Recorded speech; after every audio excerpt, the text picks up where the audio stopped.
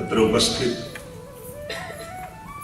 સર્વોત્તમ સ્તોત્રના રસનું પાન કરવા આવેલા સર્વભાગ્યવાન વલ્લભીજનો, ગઈકાલથી આ સર્વોત્તમ મહોત્સવનો પ્રારંભ આપણે કર્યો અને સર્વોત્તમજીનો સંક્ષિપ્તમાં પરિચય આપણે કાલે પ્રાપ્ત કર્યો કે આ કોઈ રચના નથી, આ તો ગુસાઈજીના હૃદયમાંથી પ્રાગટ્ય છે. જેમ શ્રીમદ ભાગવતજી એ શ્રીનાથજી બાબાનું વાંગમય સ્વરૂપ છે, એમ જ આ સર્વોત્તમ સ્તોત્ર એ શ્રી મહાપ્રભુજીનું વાંગમય સ્વરૂપ છે. અને એક એક નામમાં શ્રી મહાપ્રભુજી પ્રગટ સ્વરૂપે બિરાજમાન છે. અને એના અનેક પ્રસંગો આપણા પૂર્વાચાર્યોના જીવન ચરિત્રમાં આવે છે. કામનની બેઠકજીનું ચરિત્ર આવે છે. જ્યારે એક વૈષ્ણવે સર્વોત્તમજીનો અખંડ પાઠ કર્યા અને થયું કે મને મહાપ્રભુજી દર્શન આપે ત્યાં સુધી પાઠ કરીશ, અને સ્વયં ગુસાઈજી આવીને દર્શન આપ્યા. છતાંય પાઠ ચાલુ રાખ્યા કે મારે તો મહાપ્રભુજીના દર્શન કરવા છે.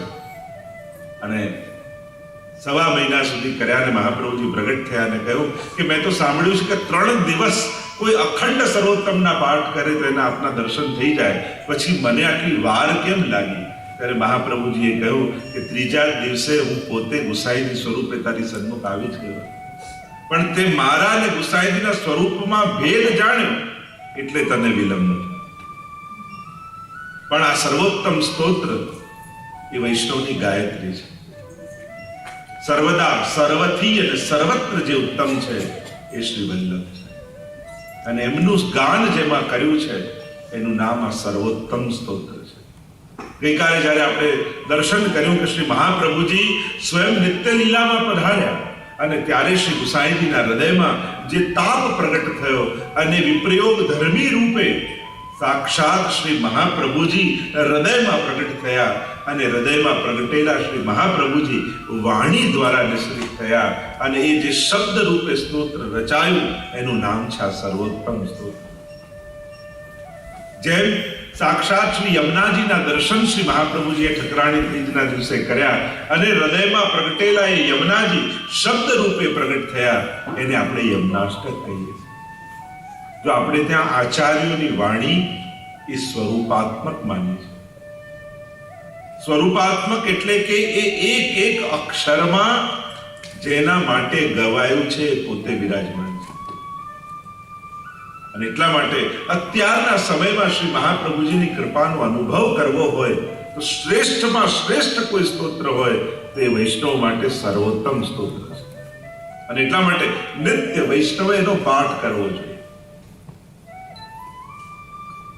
નિત્યના પાઠના ક્રમમાં સર્વોત્તમ સ્તોત્રનો પાઠ જરૂર થવો જોઈએ. આપણા ગુરુ, આપણા સર્વના ગુરુ શ્રી મહાપ્રભુજી છે અને એમનો આ સ્તોત્ર છે. અને એટલા માટે આપણે ત્યાં ગુરુ રૂપે આપણા બધાના, અમારા ને તમારા જો કોઈ એક બિરાજમાન હોય તો શ્રી મહાપ્રભુજી છે. એ તો આપણે પછી મહાપ્રભુજીના ઘરમાં ભેદ કરી લઈએ, તું તારા ઘરનો, હું મારા ઘરનો, આ ફલાણા ઘરનો, આ પેલા ઘરનો. હું તો હંમેશા કહું, ઘર તો નાના હોઈએ ત્યારે રમાય, હવે તો મોટા થઈ જવું જોઈએ. નાના બાળક હોય ત્યારે ઘર રમતા, આ તારું ઘર ને આ મારું ઘર. બાકી તો આપણે બધા જ રહ્યો મોહે શ્રી વલ્લભ ગ્રહ. અમારા દયા ગોપાલદાસજી તો કહે, નિત્ય પ્રતિ ક્ષણું ક્ષણું શ્રી વલ્લભનો પરિવાર. શ્રી મહાપ્રભુજીના ગૃહની વંદના છે કે આપણે ત્યાં 2 જ ઘર છે, એક નંદ ગ્રહ અને બીજું શ્રી વલ્લભ ગ્રહ. અને આપણે બધા જ એ વલ્લભ ઘરના સેવક છીએ, શ્રી મહાપ્રભુજીના સેવક. લોકો તો ઠાકોરજીમાં વાંટી લે, આ તારા ઠાકોરજી, પેલા મારા ઠાકોરજી, મારે આ ઘરના ઠાકોરજી, તારું પેલા ઘરના ઠાકોરજી. ઠાકોરજી તો ઠાકોરજી જ છે. આપણને બધાને શ્રી મહાપ્રભુજી, અમે પણ બ્રહ્મ સંબંધ આપીએ છીએ તો બધા મહાપ્રભુજી વતી જ આપીએ. તમારું બ્રહ્મ સંબંધ તો જ્યારે દામોદરદાસ સરસાનીજીને મહાપ્રભુજીએ બ્રહ્મ સંબંધ કરાવ્યો એ જ દિવસે તમારું બ્રહ્મ સંબંધ મહાપ્રભુજી જ કરાવી ગયા છે. અમે તો કેવલ બાકી રહેલી વિધિ કરાવી. શ્રી મહાપ્રભુજી થકી જ આપ સૌનું બ્રહ્મ સંબંધ થાય છે. અને એટલા માટે જો હું એમ માનું કે આ મારો સેવક તે મારું અજ્ઞાન, તમે એમ માનો કે હું આનું સેવક, તો એ તમારું અજ્ઞાન. બાકી આપણે બધા જ શ્રી મહાપ્રભુજીના સેવક છીએ. તો આ સર્વોત્તમ સ્તોત્ર કાલે આપણે જે થોડું દર્શન કર્યું હતું, પ્રાકૃત ધર્માનાશ્રય અપ્રાકૃત નિખિલ ધર્મ રૂપમતી નિગમ પ્રતિપાદ્યમ યત્તચ્છુદ્ધમ સાકૃતિ સ્તૌમી. આ જે સ્વરૂપ પ્રગટ થયું છે એ મહાપ્રભુજીનું સ્વરૂપ કોઈ લૌકિક સ્વરૂપ નથી, કોઈ પ્રાકૃત સ્વરૂપ નથી કે જે જાયતે ને મ્રિયતે સુધીનું જે લૌકિકતા પ્રાકૃતતા બતાવવામાં આવી છે, કે જેમાં જન્મ થાય, વૃદ્ધિ થાય, મૃત્યુ થાય, આ બધા પ્રાકૃત ધર્મો છે. પણ મહાપ્રભુજી તો પરમ અલૌકિક છે. અને એટલા માટે સર્વોત્તમ સ્તોત્રના 6 શ્લોકોમાં જે પ્રારંભના મહાત્મ્યના શ્લોકો કહેવાય, કલિકાલ તમશ્ચન્ન દૃષ્ટિત્વા વિદુષામપી. અને એટલા માટે કહ્યું કે જ્યારે કલિયુગમાં પણ એ વિદ્વાનોની બુદ્ધિ પણ ભ્રમિત થઈ છે. જો આપણે જેને માનીએ ભગવાન ન થઈ જાય, પણ ભગવાન હોય એને માનવા છે. લોકોની તો વ્યાખ્યા એવી સરળ હોય, જે આપણું કામ કરી આવે આપણું ભગવાન, જે સમજાઈ જાય ગ્રંથ, જે નજીક હોય મંદિર, અને જે વીઆઈપી ફેસિલિટી આપે ગુરુ. આવા તો બધાના કેન્દ્રમાં આપણે આપણી જાતને જ રાખીએ. પણ શાસ્ત્રોને નથી જોતા કે ભગવાન કોને કહેવાય. જો આપણે ત્યાં દેવતા શબ્દ છે, અવતાર શબ્દ છે, અને ભગવાન શબ્દ છે. ઘણા લોકો બધું એક જ નહીં. કયા ગ્રંથમાં લખ્યું છે બધું એક જ? વિવિધતા એ ખરાબ નથી હોતી, વિવિધતા ન સ્વીકારવી ખરાબ છે. આપણે ત્યાં દરેકની ઉપાસનાની પદ્ધતિ છે. મને તો આવું ગમે એટલે તો હું આવું કરું, પણ એનાથી કંઈ મળતું નથી. તમને ગમે એ રીતે જ કરવું, એનાથી કોઈ સિદ્ધિ નથી. સ્વયં ભગવદ્ ગીતા વાંચો, ભગવાન પોતે કહે છે, યસ ય વિધિ વિત્સૃજ્ય વર્તતે કામકારત ન સિદ્ધિ વાપ્નોતિ ન સુખમ ન પરામ ગતિ. કે જે શાસ્ત્ર વિધિને છોડી મનોકલ્પિત રીતે ભક્તિ યા સાધના કરે છે, ન સિદ્ધિ વાપ્નોતિ ન સુખમ ન પરામ ગતિ. નથી એની પરમ ગતિ થતી, નથી એને સુખ મળતું, નથી એને સિદ્ધિ મળતું. અને એટલા માટે જેની તમે ઉપાસના કરતા હો એની સેવા યા એની પૂજા કઈ રીતે કરાય એનું જ્ઞાન તમને હોવું જોઈએ. તમને જે ફાવે બધા જોડે એમ જ કરવા લાગો. આપણે ઠાકોરજીના પલ્લા કરીએ, પણ મહાદેવજીને કોઈ પલ્લામાં પધરાવી ઝુલાવે તો મહાદેવજી ગભરાઈ જાય કે હું અજન્મા છું, અમર છું, ક્યારે પલ્લામાં સૂતો નથી, ના કરે છે શું મારી જોડે. તો એનું અપમાન છે. નાના બાળકને જે રીતે ટ્રીટ કરતા હોય એ રીતે વડીલને ના કરાય. નાનું બાળક આવે ઘૂઘરો બતાવી રાજી થાય, કોઈ ગરડા બાપા આવ્યા ને એને ઘૂઘરો બતાવો લાફો મારે, આ એનું અપમાન જ થાય ને. એમ જેની જે રીતે ઉપાસના પદ્ધતિ હોય એ રીતે જ કરાય. પોતાની કલ્પિત મને આવું આવડે ને મને તો આવું જ ગમે ને હું આમ જ કરું, એ તમારું ગમવું ન ગમવું એ દેવતા કે ભગવાનની પ્રસન્નતાનું કારણ નથી થઈ જતું. અને એટલા માટે જેની જે રીતે ઉપાસના છે, ઘણા લોકો ગમે તેને ભજો જવાનું તો એક જ ઠેકાણે છે. કયા શાસ્ત્રમાં એવું લખ્યું છે? ગીતાજીમાં તો ભગવાન એમ કહે છે તમે જેને ભજો છો એને પામો છો. દરેકના પોતાના લોક છે, દરેકને ઉપાસનાથી કોઈ ગતિ અને સિદ્ધિ પ્રાપ્ત થાય છે. દરેકની ઉપાસનાથી સરખું ફળ નથી. અને આ વિવિધતા છે એ કોઈ આપણા ભાગલા નથી, આ વ્યવસ્થા છે. આપણે કઈ જુદી રીતની વાત કરી તો ભાગલા પણ તો જુદું પણ ભાગલા ન કહેવાય, એ વ્યવસ્થા કહેવાય. વિવિધતા છે જ. જેનો જેવો અધિકાર એવી એની ઉપાસના. તમે ભગવદ્ ગીતાનું જ્યારે પઠન કરો ત્યારે સ્પષ્ટ ભગવાન સમજાવે છે. તો ધર્મ ભગવાનની આજ્ઞા પ્રમાણે ચાલે, આપણા વિચાર પ્રમાણે ન ચાલે. તમને એમ લાગે કે મને તો આનો આવો જ અર્થ લાગે, તમને લાગી શકે, પણ ભગવાન એવું જ કહેવા માંગે છે જરૂરી નથી. એટલે ઘણી વાર આપણે મારું માનો તો આપણે તારું તારા ઘરના લોકો નથી માનતા, અમે કેમ માનીએ? અમે તો ભગવાનનું માનીએ, અમે તો શાસ્ત્રોનું માનીએ. એટલે આપણે ભલે આપણા વિચારોને થોપવા માંગીએ, પણ ધર્મ એનાથી ચાલતો નથી. ધર્મ એના કાયદાઓથી, એના શાસ્ત્રોથી ચાલે.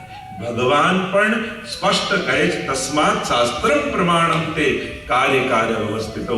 ભગવદ્ ગીતામાં સ્પષ્ટ ભગવાને કહ્યું કે પ્રમાણ કયું, કોની વાત માનવી, ધર્મ અને અધર્મ કઈ રીતે માનવું, કે આ ધર્મ છે ને આ ધર્મ છે, કઈ રીતે નક્કી કરવું? કારણ કે અધર્મ કરનારા પણ એમ કે અમને તો આ ધર્મ, આતંકવાદી હોય કે અમને તો આ ધર્મ લાગે છે, તો શું એ સાચા? સત્ય ને અસત્ય, ધર્મ અને અધર્મ નક્કી કોણ કરે? આપણા લોજિક નહીં, શાસ્ત્રો વચન. શાસ્ત્ર વચન જે કહે, શાસ્ત્રો કહે કે આ ધર્મ એ ધર્મ, શાસ્ત્રો કહે આ ધર્મ એ અધર્મ.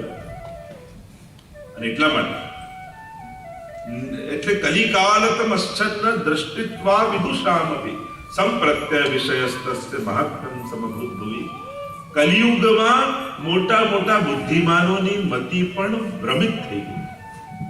જો કલી દોષ જ્યારે આવ્યો ને, એટલે દેખાડવાનું, બતાડવાનું, ખોટી રીતે પોતાની વાત સમજાવી દેવાની. અને જે આવો હોશિયાર હોય ને, આપણે બહુ પ્રેક્ટિકલ છે, અને જે સીધો હોય આ તો બિચારો ભગવાનનો માણસ છે. એટલે ભગવાનનો માણસ, જેને કઈ ખબર ન પડતી હોય ભગવાનનો માણસ કહેવાય, અને જેને બધાને સીસામાં ઉતારતા આવડતું હોય એ બહુ પ્રેક્ટિકલ કહેવાય. અત્યારે તો હોશિયાર માણસની વ્યાખ્યા પણ કઈ કરવી એ પણ વિચારની વાત છે. આપણે કે આ બહુ સારો એરિયા, એટલે સારો એરિયા તમે કોનો? જ્યાં બહુ સંસ્કારી લોકો રહેતા હોય. સારો એ જ માનો કે જ્યાં કેવલ પૈસા વાળા જ રહેતા હોય. આપણે સારો ખરાબ નક્કી પણ કઈ રીતે કહે? જો કલયુગ એ ખલધર્મિણી છે. એટલે મહાપ્રભુજી પણ એટલે જ કહ્યું ને કૃષ્ણ, ખલધર્મી, છેતરનારો છે. અને અત્યારના સમયમાં બહુ જ સાવધાન રહેવાની જરૂર છે. જો ભટકતા રહ્યા તો દુનિયા ભટકાવતી જ રહેશે. અહીંયા કંકુ ચડાઈ જાવ ને, અહીંયા ભભૂત ચડાઈ જાવ ને, અહીંયા આ ચડાઈ જાવ ને, એમાં પોતે ચડી જાય બિચારા. આ બધું ચડાવવા કરવા, પણ કંકુ ભભૂત આપણું શું કલ્યાણ કરવા? સીધી ને સરળ વાત મહાપ્રભુજી સમજાવે છે કે ઠાકોરજીને પધરાવો, એમની સેવા કર, એમની આરાધના કર, અને ઠાકોરજી દ્વારા તારું કલ્યાણ છે. ભગવાન દ્વારા ઉદ્ધાર છે. પણ આપણને સીધી વાત સમજમાં નથી આવતી. આપણને કોઈ ચમત્કાર દેખાય, કોઈ આકર્ષણ દેખાય, કોઈ, એટલે આ બધું જોઈને માણસ જ્યારે પ્રભાવિત થાય છે અને ત્યારે ભટકવા લાગે. પછી ભગવાન ક્યાંય દૂર રહી જાય છે અને બીજે બધે અટવાઈ જાય. જો જે ભય બતાવે, જે લાલચ બતાવે, એવા વ્યક્તિથી દૂર રહે. અત્યારના સમય ઘણીવાર લોકો ભય બતાવીને તમને જોડવાની કોશિશ કરશે, ઘણીવાર લાલચ બતાવીને કોશિશ કરશે. આ બધા ખલધર્મો છે. સીધી સાદી વાત છે, ભગવાન દ્વારા આપણો ઉદ્ધાર છે. જે ભાગવતજી, ગીતાજી સ્પષ્ટ રૂપે સમજાવે છે. આપણે જોવા નથી માંગતા, એ વાંચવા નથી માંગતા.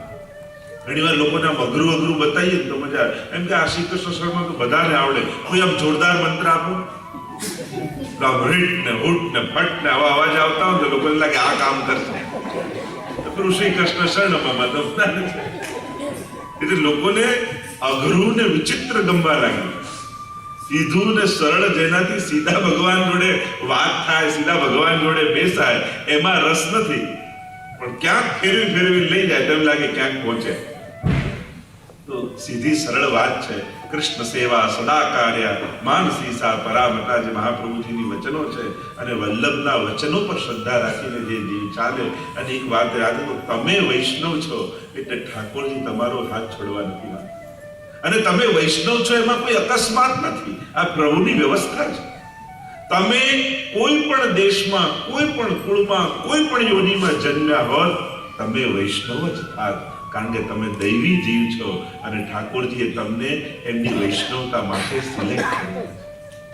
એટલે તમે અકસ્માત ના માનતા કે આ કોઈ અહીંયા જન્મ લીધો એટલે વૈષ્ણવ થયો, બીજે ક્યાંક જન્મ્યો હોત તો બીજો કંઈક થાત. ના, તમે ગમે ત્યાં જન્મ્યા હોત તમે વૈષ્ણવ જ થાત. કારણ પુષ્ટિ કાયે નિશ્ચય. મહાપ્રભુજીએ કહ્યું, મારા વૈષ્ણવોને મારા ઠાકોરજીએ પોતાના શ્રેયમાંથી પ્રગટ કર્યા છે. આ મારી પુષ્ટિ સૃષ્ટિ છે. તમે સાધારણ નથી. એક વાત યાદ રાખજો, જેવા તેવા હોય પુષ્ટિ માર્ગમાં આવી શકતા નથી. અને તમે આવ્યા છો તો તમે જેવા તેવા નથી. તમે સાધારણ નથી. તમે પુષ્ટિ પુરુષોત્તમના શ્રેયમાંથી પ્રગટ થયેલા જીવ છો. ઠાકોરજી તમને કોઈ વિશેષ પ્રયોજન સાથે પ્રગટ કર્યા છે. મહાપ્રભુજી આખો ગ્રંથ લખ્યો છે, પુષ્ટિ પ્રવાહ મર્યાદા ભેદ નામ. એ ત્રણ પ્રકારની સૃષ્ટિ પ્રગટાવી છે ઠાકોરજીએ. પુષ્ટિ સૃષ્ટિ, પ્રવાહી સૃષ્ટિ અને મર્યાદા સૃષ્ટિ. તો આ કલિયુગમાં જ્યારે મોટા મોટા વિદ્વાનોની મતિ ભ્રમ થઈ છે, અને ત્યારે ઠાકોરજીને થયું કે મારા મહાત્માનું જ્ઞાન કોના દ્વારા કઈ રીતે પ્રગટ કરવું. અને ત્યારે દયા નિજ મહાત્મ્યમ કરિષ્યન પ્રકટમ હરિ વાણ્યા યદા તદા સ્વાસ્યમ પ્રાદુર્ભૂતમ ચકાર. અને જ્યારે દયા થયા પ્રભુ, અને થયું કે મારા નિજ ભક્તોને મારા મહાત્મ્યનું, મારા સ્વરૂપનું જ્ઞાન કરાવવા માટે કોણ સમર્થ છે. બધા તરફ જોયું, બધા ભગવાન વિશે કહી શકે પણ ભગવાનને ન સમજાવી શકે. અને એમ થયું કે મારે પોતે જ પ્રગટ થવું પડશે. અને આમ વિચાર કરી સ્વયં પ્રભુ જ મહાપ્રભુજી સ્વરૂપે ભૂતલ પર પડ્યા. આ ભક્તોને પોતાના નિજ સ્વરૂપનું જ્ઞાન કરાવવા માટે. આપણે ત્યાં 3 પ્રયોજન મહાપ્રભુજી માટે કહેવાય છે. એક દૈવી જીવોને શરણે લેવા, બીજું પ્રયોજન કહું ભાગવતજીના અર્થોને પ્રગટ કરવા, અને ત્રીજું કહું સેવા માર્ગ પ્રગટ કરવામાં. કારણ કે પૂજા માર્ગ તો હતો, પણ આ વ્રજ ભક્તોનો સેવા માર્ગ શ્રી મહાપ્રભુજીએ પ્રગટ કર્યો છે. ષોડશોપચાર, પંચોપચાર પૂજાનો માર્ગ તો હતો હિન્દુ ધર્મમાં, પણ એમાં પણ અધિકાર ભેદ હતા. આને અધિકાર મળે, આને ન મળે, આમાં આ બ્રાહ્મણ જોઈએ, આમાં આમ વિધિ કરવી પડે, આમાં આમ પદાર્થો, દ્રવ્ય, કર્તા. આપણે ત્યાં તો 6 વસ્તુની શુદ્ધિ કહી છે.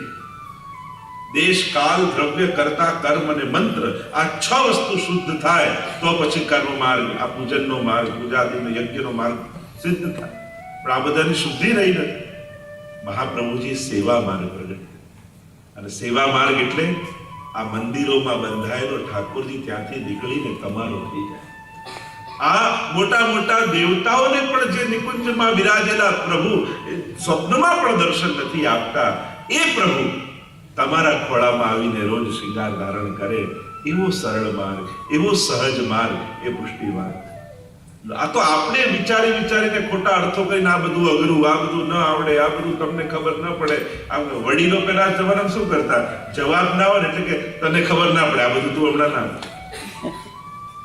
સમજાવી ના શકે એટલે શું કરે. એટલે ઘણી વાર આપણી આ બધી ગલત ફહેમીઓથી જે સરળ સહજ માર્ગ હતો, સ્વાભાવિક માર્ગ હતો, જ્યાં પરમાત્મા પોતાનું ભગવાનપણું ભૂલી અને તમારા બાળક થઈને તમારા ઘરે રહેવા આવી જાય, એવો સરળ માર્ગ હતો. તો એ સહજ માર્ગ મહાપ્રભુજી પ્રગટ કર્યો. દુનિયાના ઘણા બધા ધર્મો છે જે બધા કહે કે અમે ભક્તને ભગવાન સુધી લઈ જઈએ છીએ, પણ મહાપ્રભુજી કહે અમે ભક્તને ભગવાન સુધી નથી લઈ જતા, પણ અમે તો ભગવાનને ગોલોક ધામથી કાઢી અને ભક્તોના ઘર સુધી પહોંચાડી દઈએ. તો એવો દુનિયામાં કોઈ એક માર્ગ હોય કે જે ભગવાનને ભક્ત સુધી લઈ આવતો હોય, તો એ દુનિયામાં એક પુષ્ટિ માર્ગ છે કે અહીંયા સ્વયં પ્રભુ પોતાનું બધું જ ઐશ્વર્ય છોડી. હવે વિચાર કરો, તમે ગોલોકધામ જેવું સુખ આપી શકો ઠાકોરજી? એવા શૃંગાર આપી શકો, એવા ભોગ આપી શકો? છતાંય ઠાકોરજી કેમ બધું છોડી અને તમારા રસોડાના 2x2 ખાનામાં રહેવા તૈયાર થઈ જાય? કારણ ત્યાં તમે નથી ગોલોકમાં, અને ઠાકોરજીને તમારા હાથની સેવા લેવી છે, એટલે પોતાનું બધું સુખ છોડી તમારા ઘરે રહેવા તૈયાર થાય. આપણે એમ કહીએ કે મેં સેવા માટે આટલું છોડ્યું, આટલું કર્યું, પણ તમારા ઘરે આવવા માટે ઠાકોરજીએ કેટલું છોડ્યું એ તો વિચાર કરો. આપણે તો આપણો વિચાર કરી કે પ્રભુના માટે અમે આમ આટલું મૂક્યું, પણ પ્રભુએ તમારા માટે પોતાનું નિજધામ, પોતાનું ગોલોકધામ છોડી અને તમારા ઘરે રહેવા તૈયાર. તો આ પુષ્ટિ માર્ગ સાવ સરળ છે, બિલકુલ સહજ છે, દરેક જીવ કરી શકે છે સેવા. આપણે કેવલ આચાર વિચાર અને અપરસનો વિચાર કરી અને ઠાકોરજીથી દૂર થઈ ગયા, પણ આ અપરસ અને આચાર વિચાર એ પુષ્ટિ માર્ગનો વિષય નથી. એ તો હિન્દુ ધર્મની આચાર વ્યવસ્થા છે. પણ વૈષ્ણવે બહુ પાડી એટલે આખા હિન્દુ ધર્મના લોકોએ વૈષ્ણવને જ સોંપી દીધું. તો આ આચાર વિચાર, પવિત્રતા, શુદ્ધતા એ તો સમસ્ત હિન્દુ ધર્મ માટે છે. પુષ્ટિ માર્ગમાં અપરસ માટે કોઈ ગ્રંથ નથી. મહાપ્રભુજી કોઈ ગ્રંથ લખ્યો છે અપરસ કઈ રીતે પાડ્યું? ના. આપણે ત્યાં તો શબ્દ હતો મેડ. મેડ એટલે આપણા ઘરનું આંગણું, જેનું જેટલું ઘર, જેટલી વ્યવસ્થા એ પ્રમાણેની મેડ. પણ આપણે અપરસ કરીને ઘણાના મનમાં તો એવી બીક બેસાડી દીધી છે કે આપણને તો આ બધું ફાવે જ નહીં. તો અપરસ એ પુષ્ટિ માર્ગ છે જ નહીં. અને અપરસનો સાચો અર્થ થાય અપ એટલે પ્રભુ, અને પ્રભુના રસમાં ડૂબી જવું એ જ અપરસ છે. આપણે અપરસ છોવાય છે કે કોઈ અડી જાય છે એટલે નહીં, પણ આપણું ધ્યાન ઠાકોરજીને છોડીને પેલા વ્યક્તિ ભક્તિમાં ગયું એટલે જોવાઈ નહીં. તું તો ઠાકોરજીની સેવામાં હતો, તને ખબર કેમ પડી કોઈ અડીને ગયું? પેલું કહેતા ને કે એક સ્ત્રી પોતાના પ્રિયતમને સામે જોયો ને અને એને મળવા દોડી અને નીચે કોઈ નમાજ પડતો હતો વ્યક્તિ, તો એની પીઠ ઉપર પગ મૂકીને જતી. ત્યારે પાછી વળીને આવી ત્યારે પેલો નમાજ પડતો તો એને કહ્યું તને આટલું ભાન ન રહ્યું, હું નીચે નમાજ પડતો હતો અને મારે પીઠ ઉપર પગ મૂકીને જતી. ત્યારે પેલી કન્યાએ કહ્યું કે હું તો મારા લૌકિક પ્રિયતમને મળવા માટે દોડી હતી, તોય મને ભાન ન રહ્યું કે નીચે કોઈ હતું. તમે તો તમારા અલૌકિક પ્રિયતમને મળી રહ્યા હતા, તમને કેમ ખબર પડી કે ઉપરથી કોઈ ગયું છે? આ તમારું ધ્યાન ભંગ થયું, એમાં જ તમારી આ અપરસ તૂટવી એટલે ભગવાનમાંથી આપણું ધ્યાન લૌકિકમાં જવું એટલે આપણી અપરસ જોવાય. તો આપણી જે એક પ્રાચીન આપણે મર્યાદીઓને જોયા, એ લોકો એ રીતે જીવતા, એમને વંદનીય છે. પણ આજે ન્યુઝીલેન્ડમાં રહીને, ઓકલેન્ડમાં રહીને મારે ઠાકોરજીની સેવા કરવી છે, કેમ કરાય? તો એના જ રસ્તા છે. આપણે એવા મોટા લોકોને જોયા છે, આપણે એમ માની કે એ લોકો જ વૈષ્ણવ કહેવાય, એમ નથી. એક માળા પહેરવી એ પણ વૈષ્ણવ છે, એક યમનાષ્ટક કરે એ પણ વૈષ્ણવ છે, એક વાર જેના મુખમાં પ્રભુનું નામ આવે એ પણ વૈષ્ણવ છે. વૈષ્ણવતા તો વૃત્તિ છે. અને એટલા માટે જે વધારે કરતા હોય એમણે ઓછું કરતા હોય એમને પણ નાના નહીં ગણવા. આપણે એક અપરાધ છે. આ લોકો તો મિશ્રી ધરે, અમે તો સકડી ધરીએ. તો સકડી ધરવાથી કોઈ મહાન નથી થઈ જતું. આ તો આપણું સમર્પણ છે. એટલે જે વધારે કરતા હોય એને ઓછું કરતા હોય, નાના કરી અને એનું અપમાન પણ નહીં કરવું, અપરાધ છે. ઠાકોરજીનો કોઈ પણ વૈષ્ણવ સાધારણ નથી. ઠાકોરજીને બધા જ વધારે પ્રિય છે. અને એકવાર જે શરણાગત થયો એ વૈષ્ણવનો ક્યારે પણ કોઈ પણ પ્રકારે અપરાધ નહીં કરે, ન વાણીથી, ન વિચારથી, ન વ્યવહારથી. હવે આ ઠાકોરજીનો થઈ ગયો. અને એટલા માટે બહુ જ ધ્યાન રાખો. ઉલટાના નવા વૈષ્ણવને તો પ્રોત્સાહન આપવું, એને આગળ કરવું. આપણે તમને નથી આવડતું, તમે આગળ ના આવો. ઘણી અમારી પધરાવણી થાય તો ઘરમાં એવું થાય, બહેનો પહેલેથી એમના હસબન્ડને કહીને રાખે, જો તમે બોલતા નહીં, તમને આવડતું નથી. બાળકોને તું તો દૂર જ રહેજે. એટલે પહેલેથી એવું પ્લાનિંગ કરીને રાખ્યું હોય, એને નજીક બોલે તો નજીક ના. અમને તો ક્યારે થયું શું છે? પહેલેથી એવી ટ્રેનિંગ મળી ગઈ હોય છે. અને અમારા પક્ષે પણ વિચારવાની જરૂર છે, કારણ કે અમારા પક્ષે પણ એવું કંઈ ન થાય. કારણ કે ભય ક્યાંક અમારા પક્ષેથી પણ શરૂ થયું કે અપરાધ થઈ જાય, બીક થઈ જાય, નારાજ થઈ જાય, જાણે 24 કલાક ગુસ્સામાં જ અમે રહેતા હોઈએ. તો ન અડાય તો ખાલી અપરસમાં ઠાકોરની સેવામાં હોઈએ ત્યારે લોકો એવા ડરી જાય, અને આપણે પણ બાળકને દૂર રહે કરીને એવું કરી કે એવો દૂર જાય કે પાછો જ ના આવે. અને પછી એમ કે હવે આવતા નથી આ લોકો, તો તમે જ ભગાડ્યા. અને એટલા માટે નાના બાળકો પણ ઠાકોરજી નજીક આવે પ્રયાસ કરો. જો દૂર જાવું કરશો તો પછી કાયમ માટે દૂર થઈ. બાળકને એમ ના લાગવું જોઈએ કે આ ઠાકોરજી મમ્મી પપ્પાના છે, એને એમ લાગવું જોઈએ કે આ મારા પણ ઠાકોરજી છે. આવું ફિલિંગ ઘરમાં આપવું પડશે. એટલે ખૂબ વિચારવાનો અત્યારે સમય છે કે અત્યારના સમયમાં આ દેશમાં રહી આપણે કઈ રીતે પુષ્ટિ માર્ગને જીવવો. કારણ કે જો બરાબર રીતે વ્યવહાર ન રાખ્યો તો ક્યાંક 25 વર્ષે એવો તો સમય નહીં આવે ને કે જ્યારે તમે આ દુનિયામાં નહીં હો ત્યારે તમારા ઠાકોરજી જાપીતીમાં બાંધી આ બાળકો બધા હવેલીઓમાં પધરાઈ આવશે. શું તમારી આવતી પેઢીમાં આ વૈષ્ણવ ધર્મ રહેશે? એ ખાતરી ખરી. અને એટલા માટે ખાસ જેના ઘરે નાના બાળકો હોય એમને પાઠશાળામાં મોકલો. આ નાના બાળકોના ક્લાસીસ ચાલે છે, અચૂક મોકલ. ભલે એને ગમે ન ગમે, મા બાપે તૈયાર કરી એને મોકલવા જોઈએ. કારણ ઘરે તમારું કદાચ નહીં માને, પણ અહીંયા શીખવાડવામાં આવશે ને તો એ ચોક્કસ કરશે. એને એમ થાય ઘરે મમ્મી પપ્પા તો કાયમ કે ને કયા કરે, પણ એને અહીંયા મોકલશો તો તમે બાળકો આપશો અને એ ટીચર્સો તમને બાળકને વૈષ્ણવ બનાવીને પાછળ આપશે. તમારા ઘરમાં એક વૈષ્ણવતાના સંસ્કાર જીવતું બાળક આવશે. તો આ ધરોહર આવતી પેઢીમાં આપણે આપણા વડીલોએ આપણા સુધી આ ધર્મ પહોંચાડ્યો. હવે આપણી જવાબદારી બને છે કે આવતી પેઢીમાં આપણે મોકલો. અને એટલા માટે દર મહિનાનો સત્સંગ હોય, બધું કોઈ અઠવાડિયે બી કોઈ એક એવી જગ્યા કરી કે આપણા ફેમિલી સાથે બધા ભેગા જતા હોય. થોડાક બાળકો મોટા થાય, બાળકો ક્યાંક થાય, વાઈફ ક્યાંક જતા હોય, હસબન્ડ ક્યાંક, બધા છૂટા છે. અત્યારે તકલીફ જ એ છે ને કે આપણા મોબાઈલમાં કોન્ટેક્ટની લિસ્ટ વધતી જાય છે, રિલેશનો ઘટતા જાય છે. સંપર્ક વધ્યા છે, સંબંધો ઘટે છે. પણ મને જોઈને આનંદ થાય છે કે અહીંયા વૈષ્ણવ પરિવાર ન્યુઝીલેન્ડનું એક આખું વૈષ્ણવનું કુટુંબ હોય એ રીતે અહીંયા રહે છે અને બધા એકબીજાની આત્મીયતા સાથે જીવે છે. તો આ જ સાચા આપણે ત્યાં તો સાચા સંબંધી વૈષ્ણવને કહે કે આપણો સાચો સંબંધી કોણ? કે આપણો કંઠીનો જે સંબંધી છે એ આપણો સંબંધી છે. તો એવો એક આ પરિવાર આપણો અહીંયા બન્યો છે વૈષ્ણવનો, જોઈને ઘણો આનંદ થઈ ગયો. તો શ્રી મહાપ્રભુજી આ 3 કારણથી ભૂતલ પર પધાર્યા છે. સેવા માર્ગ જગતમાં પ્રગટ કર્યો છે અને આ સેવા વ્રજભક્તોની રીત અને પ્રીત આપીને કરી. સેવા રીત પ્રીત વ્રજજન કી જનહિત જગ પ્રગટાય, પ્રગટ ભય માર્ગ રીત દેખાય. આ રીત અને પ્રીત વ્રજભક્તોની આપી. જો ભક્તિ કઈ રીતે કરવી તો નારદજીએ ભક્તિ સૂત્રો લખ્યા છે અને એમાં લખ્યું છે યથા વ્રજ ગોપિકા નામ. જે રીતે ગોપીજનોએ ભક્તિ કરી એ રીતે ભક્તિ કરવી. તો આપણો જે સેવા ક્રમ છે, આપણો જે માર્ગની રીત છે એ શું છે? યથા વ્રજ ગોપિકા નામ. જે રીતે વ્રજ ભક્તોએ પ્રભુને લાલ લડાવ્યા વ્રજમાં, બસ એ લાલ લડાવે એનું નામ જ આપણી અષ્ટયામ સેવા.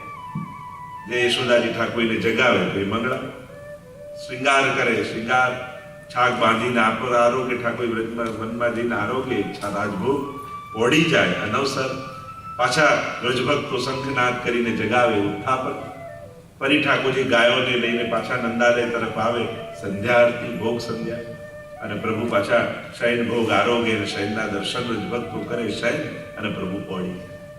આમ ઠાકોરજીની જે ડેલી રૂટીન છે, દિનચર્યા છે, આપણે ઘરે સેવા કરતા કરતા એ દિનચર્યાને વ્રજભક્તોની જેમ ઠાકોરજીને લાલ લડાવી એ આનંદનો અનુભવ, કે જે આનંદ વ્રજભક્તોને સારસ્વત કલ્પમાં મળ્યો હતો એ આનંદને ફીલ કરીએ. તો આખી સેવાની જે આપણે ત્યાં ભાવના છે, જેમ જેમ પ્રસંગ નીકળશે એમ આપણે ચર્ચા કરતા જઈશું. અહીંયા શ્રી મહાપ્રભુજી નો સ્તોત્ર, સર્વોત્તમ સ્તોત્ર કહ્યું. સ્વયં પ્રભુ દયા કરીને મહાપ્રભુ સ્વરૂપે પ્રગટ થયા છે.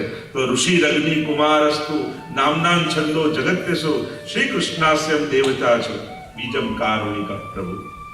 કોઈ પણ મંત્રમાં આટલી વસ્તુ હોય એનો ઋષિ હોય. જો આ જેટલા મંત્રો છે ને કોઈ ઋષિએ બનાવ્યા નથી, એ ઋષિઓને ધ્યાનમાં આ મંત્રો દેખાયા છે. આ બધા મંત્રો પ્રગટ થયા. ઋષિની વ્યાખ્યા સંસ્કૃતમાં થાય ઋષય મંત્ર દ્રષ્ટારઃ. જેણે મંત્રોને જોયા એ ઋષિ. એટલે આ જેટલા મંત્રો છે એ દરેક મંત્રોના ઋષિ હોય છે. જેમ ગાયત્રી મંત્ર વિશ્વામિત્ર ઋષિ કહીએ તો એમને દર્શન કર્યા મંત્રો, એમના ધ્યાનમાં આ બધા પ્રગટ થયા છે મંત્રો. તો આ મંત્રનો ઋષિ કોણ? સર્વોત્તમ સ્તોત્રના એક એક નામ એ મંત્ર છે. એનો ઋષિ કોણ? તો ઋષિ અગ્નિકુમાર. અગ્નિકુમાર સ્વયં શ્રી મહાપ્રભુજીના કુમાર શ્રી ગુસાઈજી આ મંત્રના ઋષિ છે. ઋષિ અગ્નિકુમારસ્તુ નામનામ છંદો જગત્યસૌ. દરેક મંત્રનો છંદ હોય. તો આનો છંદ કયો? જગતમાં પ્રસિદ્ધ અનુષ્ટુપ છંદ એ આનો છંદ છે. તો નામનામ છંદો જગત્યસૌ. પછી મંત્રનો દેવતા શ્રી કૃષ્ણાસ્યમ દેવતા છે. આના દેવતા કોણ? આ મંત્ર કોનો છે? તો કે કૃષ્ણાસ્ય, ભગવાનના મુખારવિંદ રૂપ શ્રી મહાપ્રભુજી જ આના દેવતા છે. નામનામ છંદો જગત્યસુ ઋષિ રગ્નિ કુમારસ્તુ નામનામ છંદો જગત્યસુ શ્રી કૃષ્ણાસ્યમ દેવતા ચ બીજમ કારુણિક પ્રભુ. આ મંત્રનું બીજ કોણ?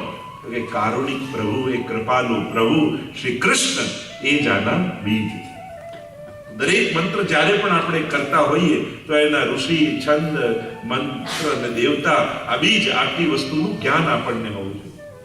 અને અહીંયા બતાવ્યું કે આ સર્વોત્તમ સ્તોત્ર રૂપી મંત્ર સાક્ષાત મહાપ્રભુજી માટે. અને જ્યારે એનો વિનિયોગની વાત આવી તો વિનિયોગો ભક્તિ યોગ પ્રતિબંધ વિનાશને કૃષ્ણાધરામૃતા સ્વાદ સિદ્ધિરત્ર નશિ. વિનિયોગો ભક્તિ યોગ પ્રતિબંધ વિનાશ. ભક્તિમાં આવતા સઘળા પ્રતિબંધોનો નાશ આ સર્વોત્તમ સ્તોત્રના પાઠ કરવાથી થશે. એટલે કે આ પાઠ કરવાથી તમારી ભક્તિમાં જે કોઈ વિઘ્નો આવી રહ્યા છે એ બધા જ વિઘ્નોનો નાશ કરે. અને શું પ્રાપ્ત થશે? આનું ફળ શું? કૃષ્ણાધરામૃતા સ્વાદ સિદ્ધિરત્ન છે. સાક્ષાત રાસમાં જે ગોપીજનોને કૃષ્ણાધરામૃતની પ્રાપ્તિ થઈ હતી એ ભગવદ રૂપ અધરામૃતની પ્રાપ્તિ આ સર્વોત્તમ સ્તોત્રના પાઠથી થશે. એટલે કે રાસનું જે ફલ છે એ જ ફલ આ સર્વોત્તમ સ્તોત્રના પાઠનું છે. પ્રભુનું અધરામૃત કેવું છે? અમારે તો ગોપીજનો ગોપી ગીત આદિમાં ગાય છે. સુરત વર્ધનમ શોકનાશનમ સ્વરિત વેણુના સુષ્ઠુચુંબિતમ ઇતર રાગવી સ્મરણમ નૃણા વિતર વીરન સ્તે ધરામૃતમ. આવું પ્રભુનું અધરામ કમલાનો વિસ્તાર નહીં કરે, પણ સુરત વર્ધનમ શોકનાશનમ સ્વરિત સમસ્ત શોકોનો નાશ કરનારો અધરામ છે. જો રોજ આપણે ત્યાં તો સિદ્ધાંત છે કે બધું ધરીને લેવું. કદાચ બધું ધરીને લેવાની અહીંયા વ્યવસ્થા નથી તમારે, તો ચલો એટલું તો નક્કી કરો ને કે પહેલું જે લેશો એ ઠાકોરજીને ધરેલું હશે.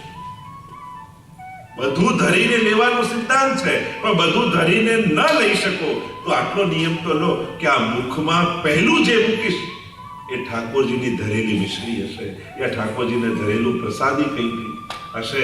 તો પહેલી વસ્તુ જે મૂકીશ એ પ્રભુનું અધરામૃત, પ્રભુનું ધરેલું લઈશ. તમે વસ્તુઓને ભોગ ન ધરી શકો, પ્રસાદી ન કરી શકો, તો આ જીભમાં પ્રસાદી અડાડી જીભને જ પ્રસાદી કરી દો. એટલે આમાંથી જે જાય એ પ્રભુની પ્રસાદી જ જાય. તમે આપણે કહેવાય કે સદા ભગવત દર્શન કરવા સદા ન કરી શકીએ તો એટલું તો નક્કી કરી શકીએ કે આંખ જ્યારે ખુલે જાગું ત્યારે પહેલા દર્શન સામે રહેલા ઠાકોરજીના ચિત્રના કરીશ. પહેલું દ્રશ્ય તો પ્રભુનું જોઈ શકીએ. આંખ મારી ઉઘડે ત્યાં શ્રીજી પાવા દેખું, ધન્ય મારું જીવન કૃપાએની.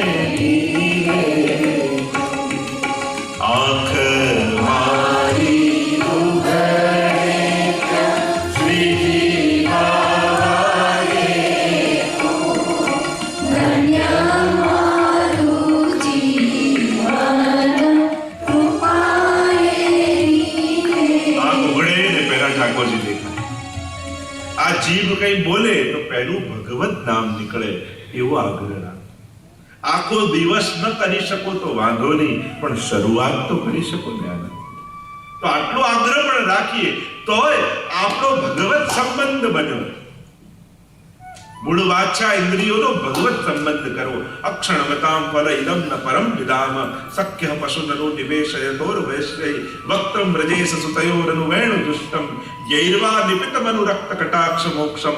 વેણુ ગીતમાં ગોપીજનો કહે છે આ પ્રભુના દર્શન એ અમારી આંખોનું ફળ છે. અને એટલા માટે આ ક્રમ જરૂર બનાવો. આટલી વાર પ્રભુને જરૂર યાદ કરો.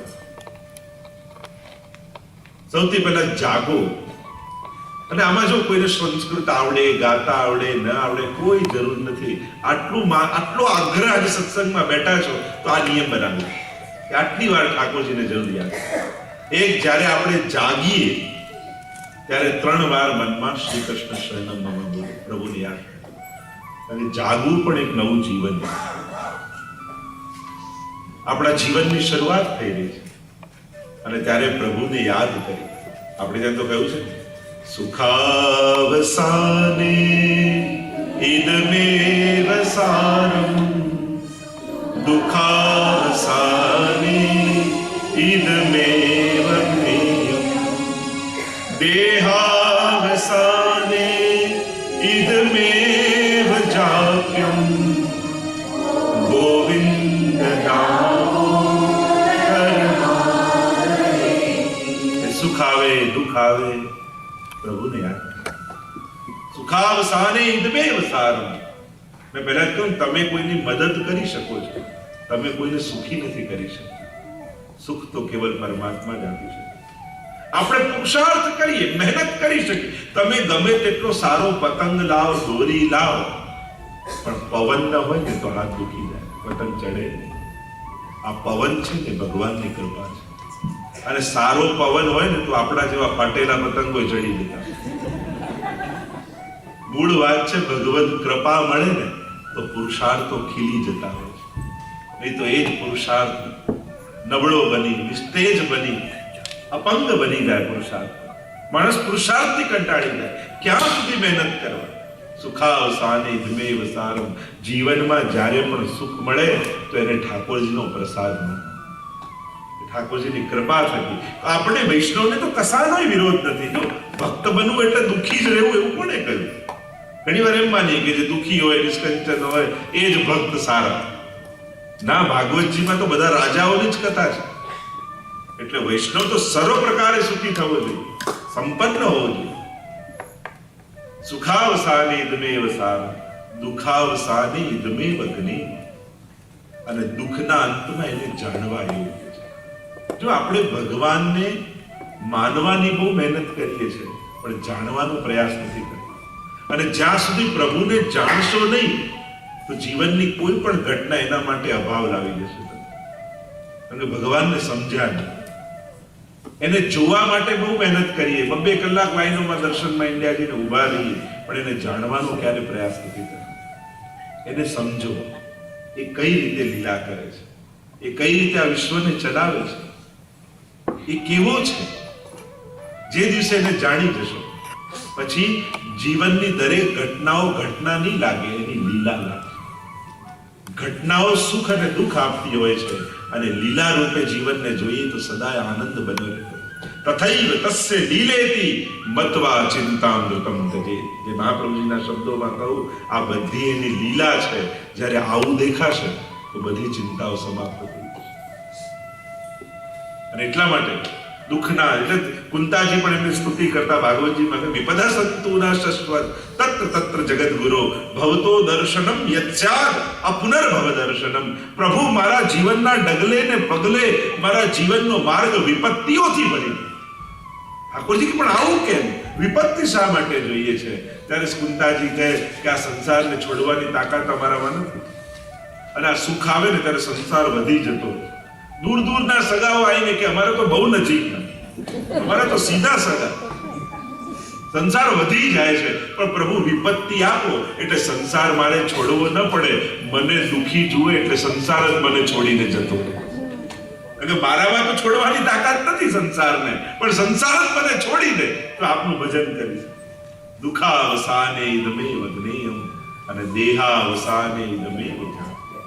અને દેહના અંતમાં વિશ્વજી જુઓ, છેલ્લે પ્રભુનું નામ લેતા લેતા અને પ્રયાણ. અદ્ભુત સ્તુતિ છે. ઇતિમતિ રૂપ કલ્પિતા વિતૃષ્ણા ભગવતી સાત્વત પુંગવે વિભુમ્ની. સુંદર સ્તુતિ વિષ્ણુજીએ કરી છે.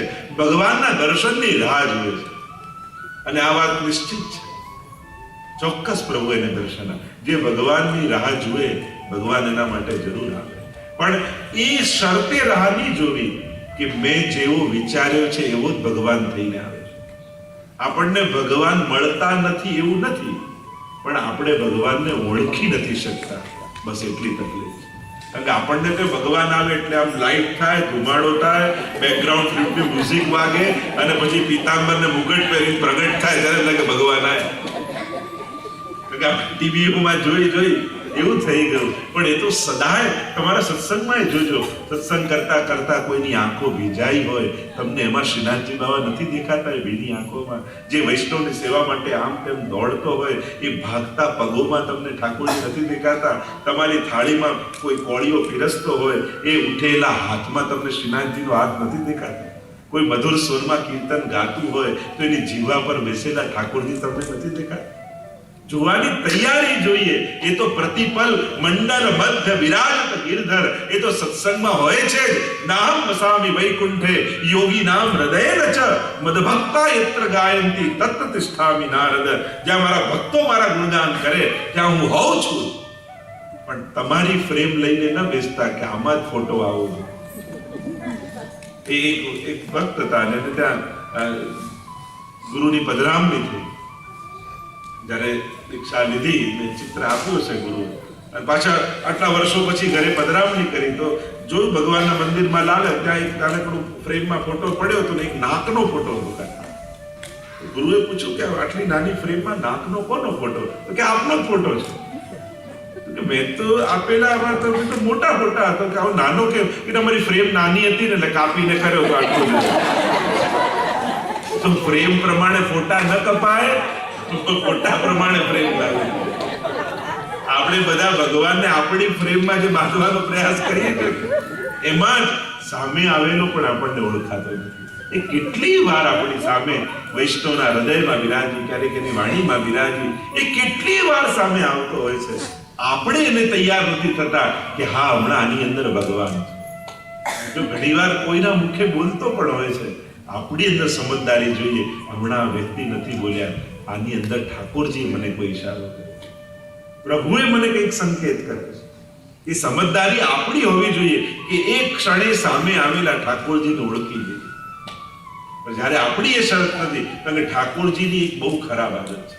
કહું તમને, એમ બધી રીતે પ્રભુ બહુ સારા, પણ આ એક એવી ખરાબ આદત છે ને એમાં આપણે બધા જ કન્ફ્યુઝ થઈ જઈએ. અને એમની સૌથી ખરાબ આદત એ જ છે કે એ બધાને આપે છે, બધાનું કરે છે, પણ ક્યારેય કોઈને કહેતા નથી કે મેં તને આપ્યું છે. અને આપણને બધાને એમ લાગે કે મારી મહેનત, મારી હોશિયારી, મારી ચતુરાઈ એમાં મને મળ્યું, પણ ભગવાન વચ્ચે ક્યાંથી આવે? એ સુદામાને આપે, પણ સુદામાને કહે નહીં કે મેં તને આપ્યું.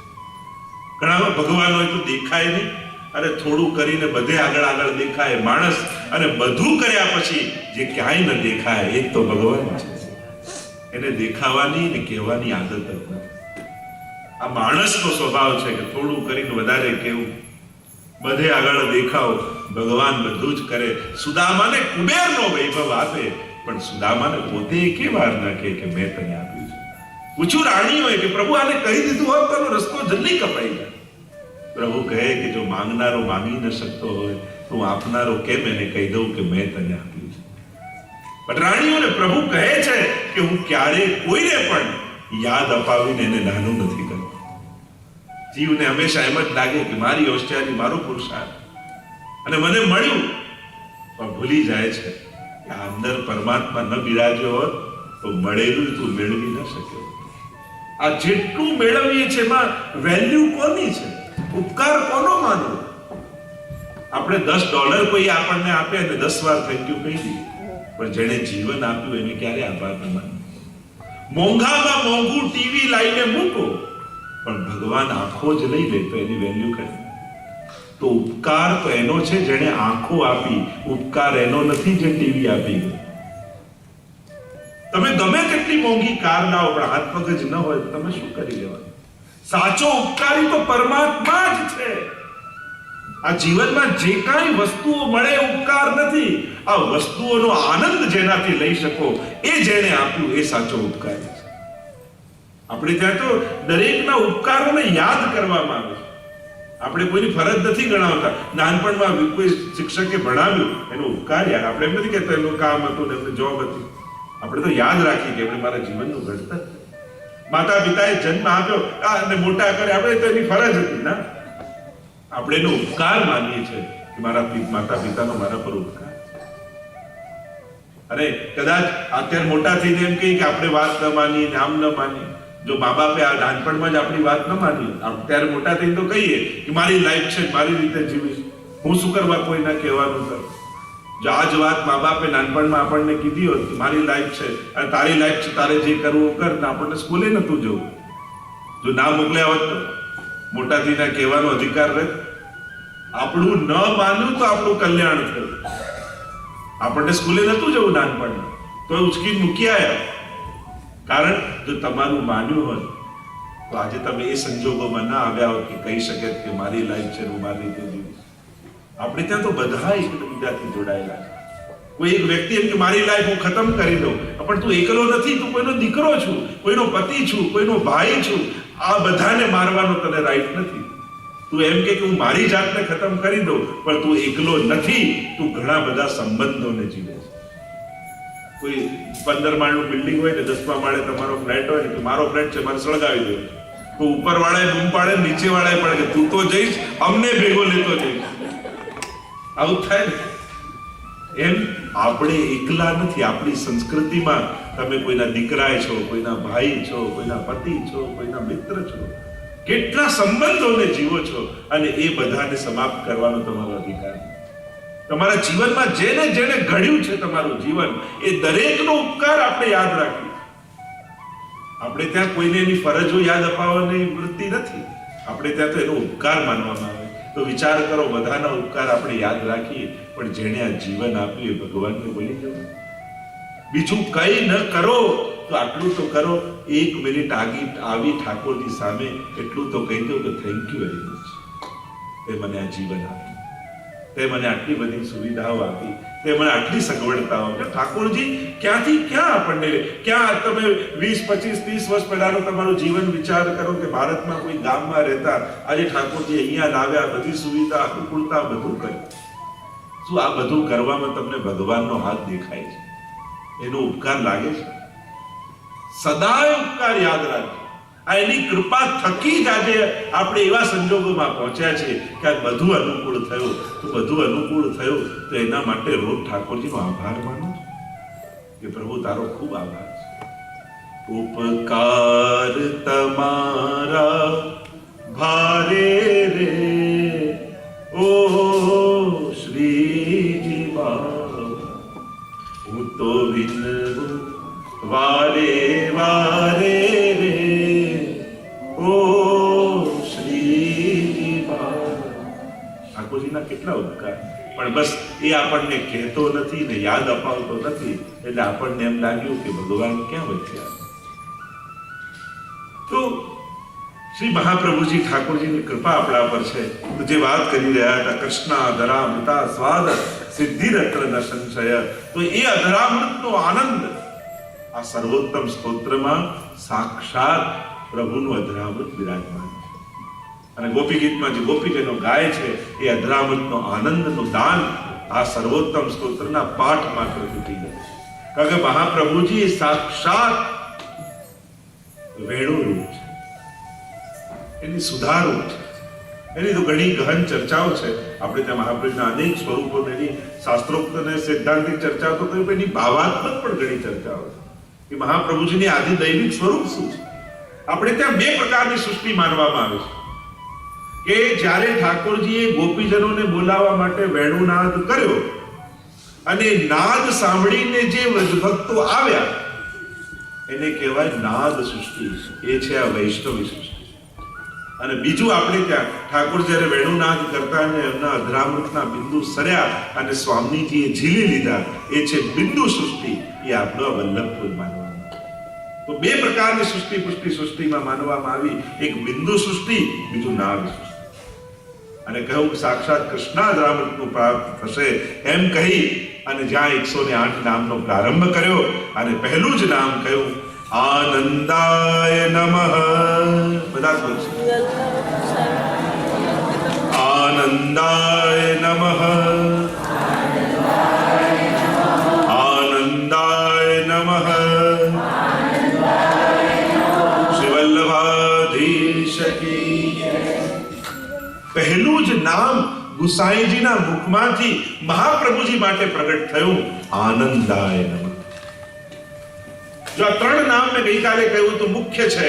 પહેલા જે 3 નામ આનંદાય નમઃ, પરમાનંદાય નમઃ અને શ્રી કૃષ્ણાસ્યાય નમઃ, આ 3 નામ મુખ્ય છે. એમાં પહેલું નામ, કારણ કે મહાપ્રભુજીના રૂપમ તત ત્રિતયાત્મકમ, ત્રિતયાત્મક સ્વરૂપ મહાપ્રભુજીના છે. તો આ 3 નામમાં 3 સ્વરૂપ કયા? પહેલું આનંદ કહીને સાક્ષાત પરબ્રહ્મનું સ્વરૂપ મહાપ્રભુજીનું છે.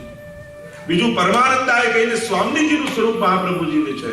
અને ત્રીજું કૃષ્ણાસ્યાય કહીને સાક્ષી સ્વરૂપ મહાપ્રભુજીનું. તો પહેલું નામ કહ્યું આનંદાય નમઃ. કારણ કે વેદમાં બ્રહ્મની વ્યાખ્યા કરવામાં આવી આનંદ માત્ર કરપાદ મુખોદરાદ. બ્રહ્મનું સ્વરૂપ કેવું છે? તો કે આનંદ માત્ર કર પાદ મુખ ઉદરાદ. એટલે કે જે સર્વાંગ આનંદમય છે એ બ્રહ્મનું રૂપ છે. એટલે આનંદાય નમઃ કહીને કહ્યું આ મહાપ્રભુજી કોઈ સાધારણ રૂપ નથી, એ સાક્ષાત પૂર્ણ પુરુષોત્તમ શ્રી કૃષ્ણનું જ સ્વરૂપ છે. આપણને એમ થાય કે કોઈને ભગવાન કેમ માનવો? જો અત્યારે તો લોકો રોજના એક ભગવાન નવા પેદા થાય, પણ ભગવાન કોને કહેવાય? આપણે જેને પગે લાગીએ ભગવાન થઈ જાય? ના, ભગવાન માટે 3 શરતો જોઈએ. એક સૌથી પહેલી શરત, એમના જન્મ પહેલા કોઈ ગ્રંથોમાં એમનો ઉલ્લેખ હોવો જોઈએ કે આ રીતે પ્રભુનું પ્રાગટ્ય થશે. આ સૌથી મહત્વની શરત છે. કોઈ પણ કોઈને ભગવાન કહેતો હોય તો પૂછું કે કયા ગ્રંથમાં આમના વિશે લખ્યું? કારણ કે એમના પ્રાગટ્ય પહેલા, જો રામચંદ્રજી પણ થયા ને, વાલ્મીકીજી પહેલા રામાયણ લખ્યું, પછી આ બધી લીલાઓ, તો એ પૂર્વમાં પ્રભુજીના ઉલ્લેખો આવે છે. અને એટલા માટે મહાપ્રભુજીને આપણે પરબ્રહ્મ કહીએ, કારણ કે પુરાણોમાં એમનો ઉલ્લેખ છે.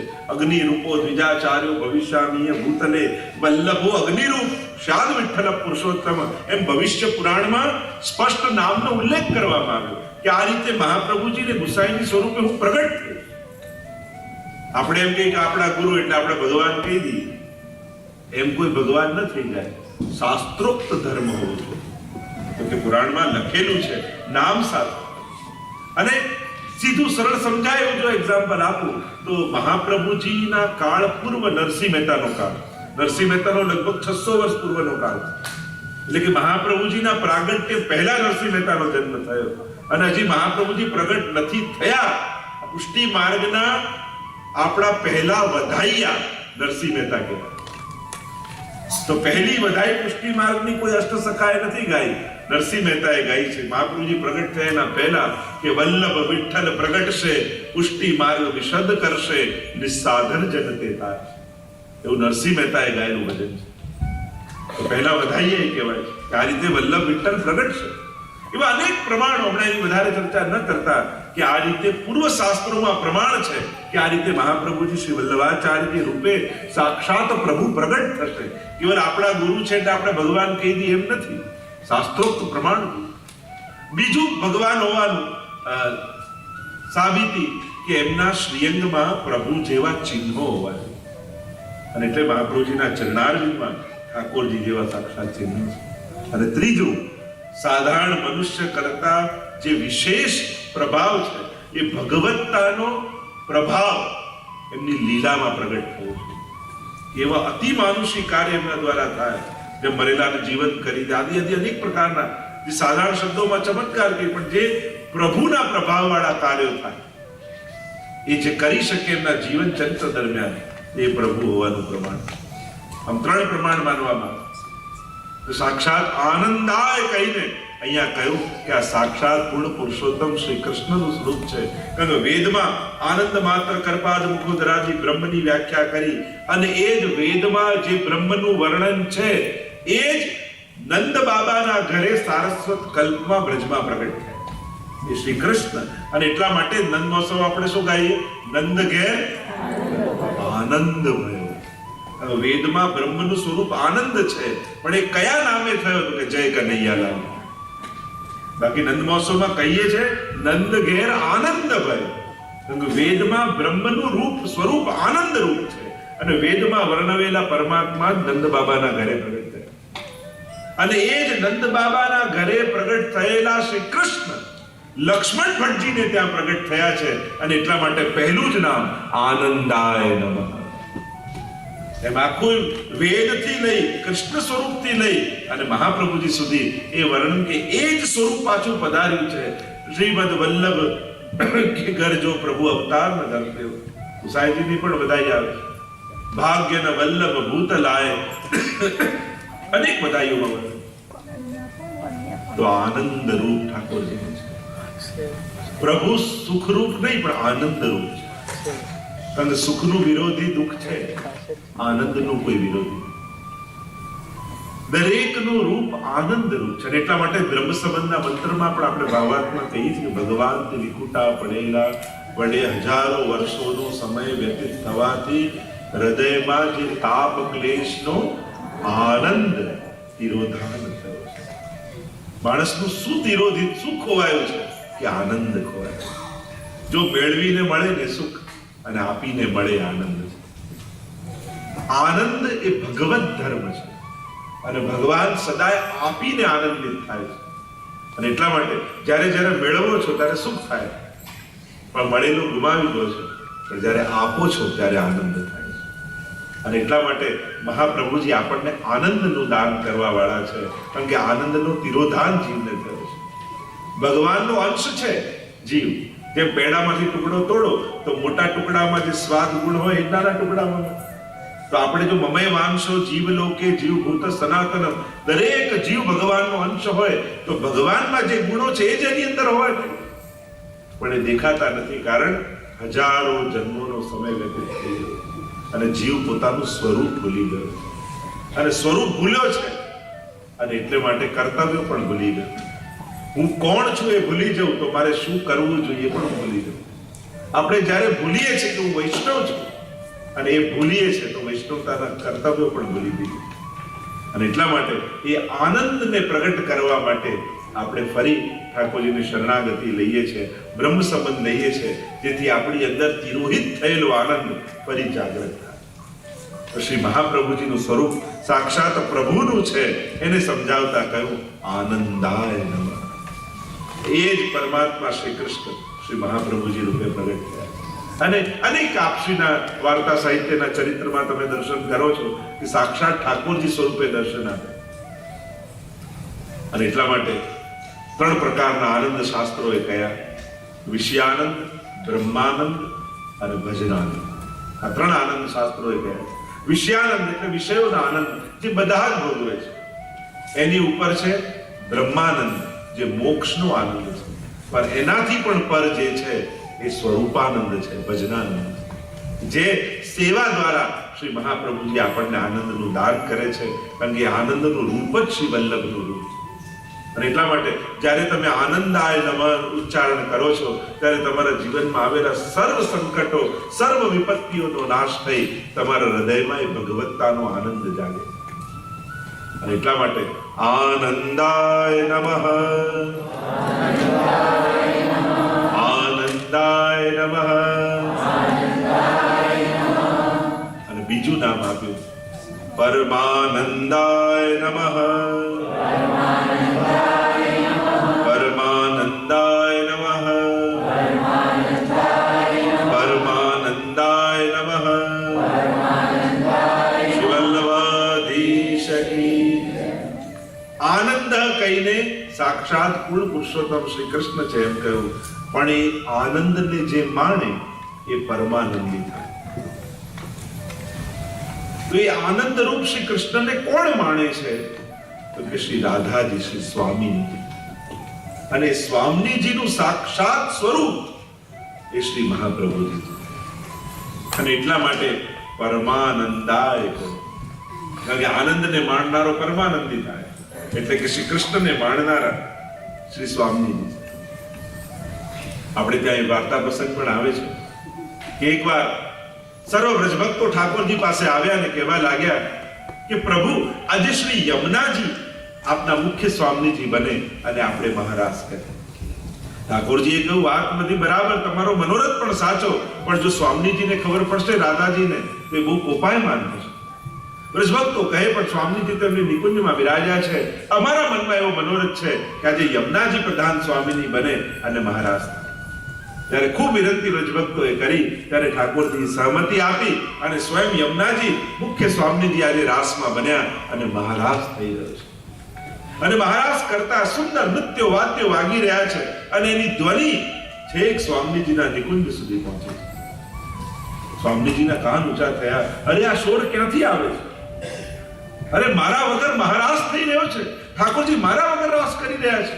કોપાયમાન થઈ સ્વામીજી દોડ્યા એ દિશા તરફ અને દોડતા દોડતા જ્યાં આવે ત્યાં વ્રજભક્તોને સમાચાર મળ્યા કે સ્વામીજી કોપાયમાન થયા છે, એમના વગર મહારાજ થઈ રહ્યો છે, હવે શું કરવું? ક્યાં ક્રોધાયમાન થઈને શ્રાપ ના આપી. ગભરાયા. યમુનાજી જ્યારે રાસમાં હતા યમુનાજીને થયું કે હું ક્યાં જાઉં? જલ પ્રવાહ રૂપે ત્યાં વહેવા લાગ્યા. વ્રજભક્તોને થયું કે અમે ક્યાં જઈએ? જો સ્વામીજીની સામે આવીશું તો શ્રાપ લાગી જશે. એટલે વ્રજભક્તોએ યુક્તિ કરી, ફૂલનું સ્વરૂપ ધારણ કરી અને માલાજી બનીને ઠાકોરજીના કંઠમાં બિરાજી. અને એટલામાં સ્વામીજી દોડતા દોડતા આવ્યા, જુએ તો ધૂળની ડમરીઓ ઉડે છે, હજી નાદનો ગુંજારો ગુંજી રહ્યો છે, પણ ઠાકોરજી એકલા ઉભા છે. સ્વામીજી કહેવા લાગ્યા, પ્રભુ મારા વગર આપ રાસ કરી રહ્યા.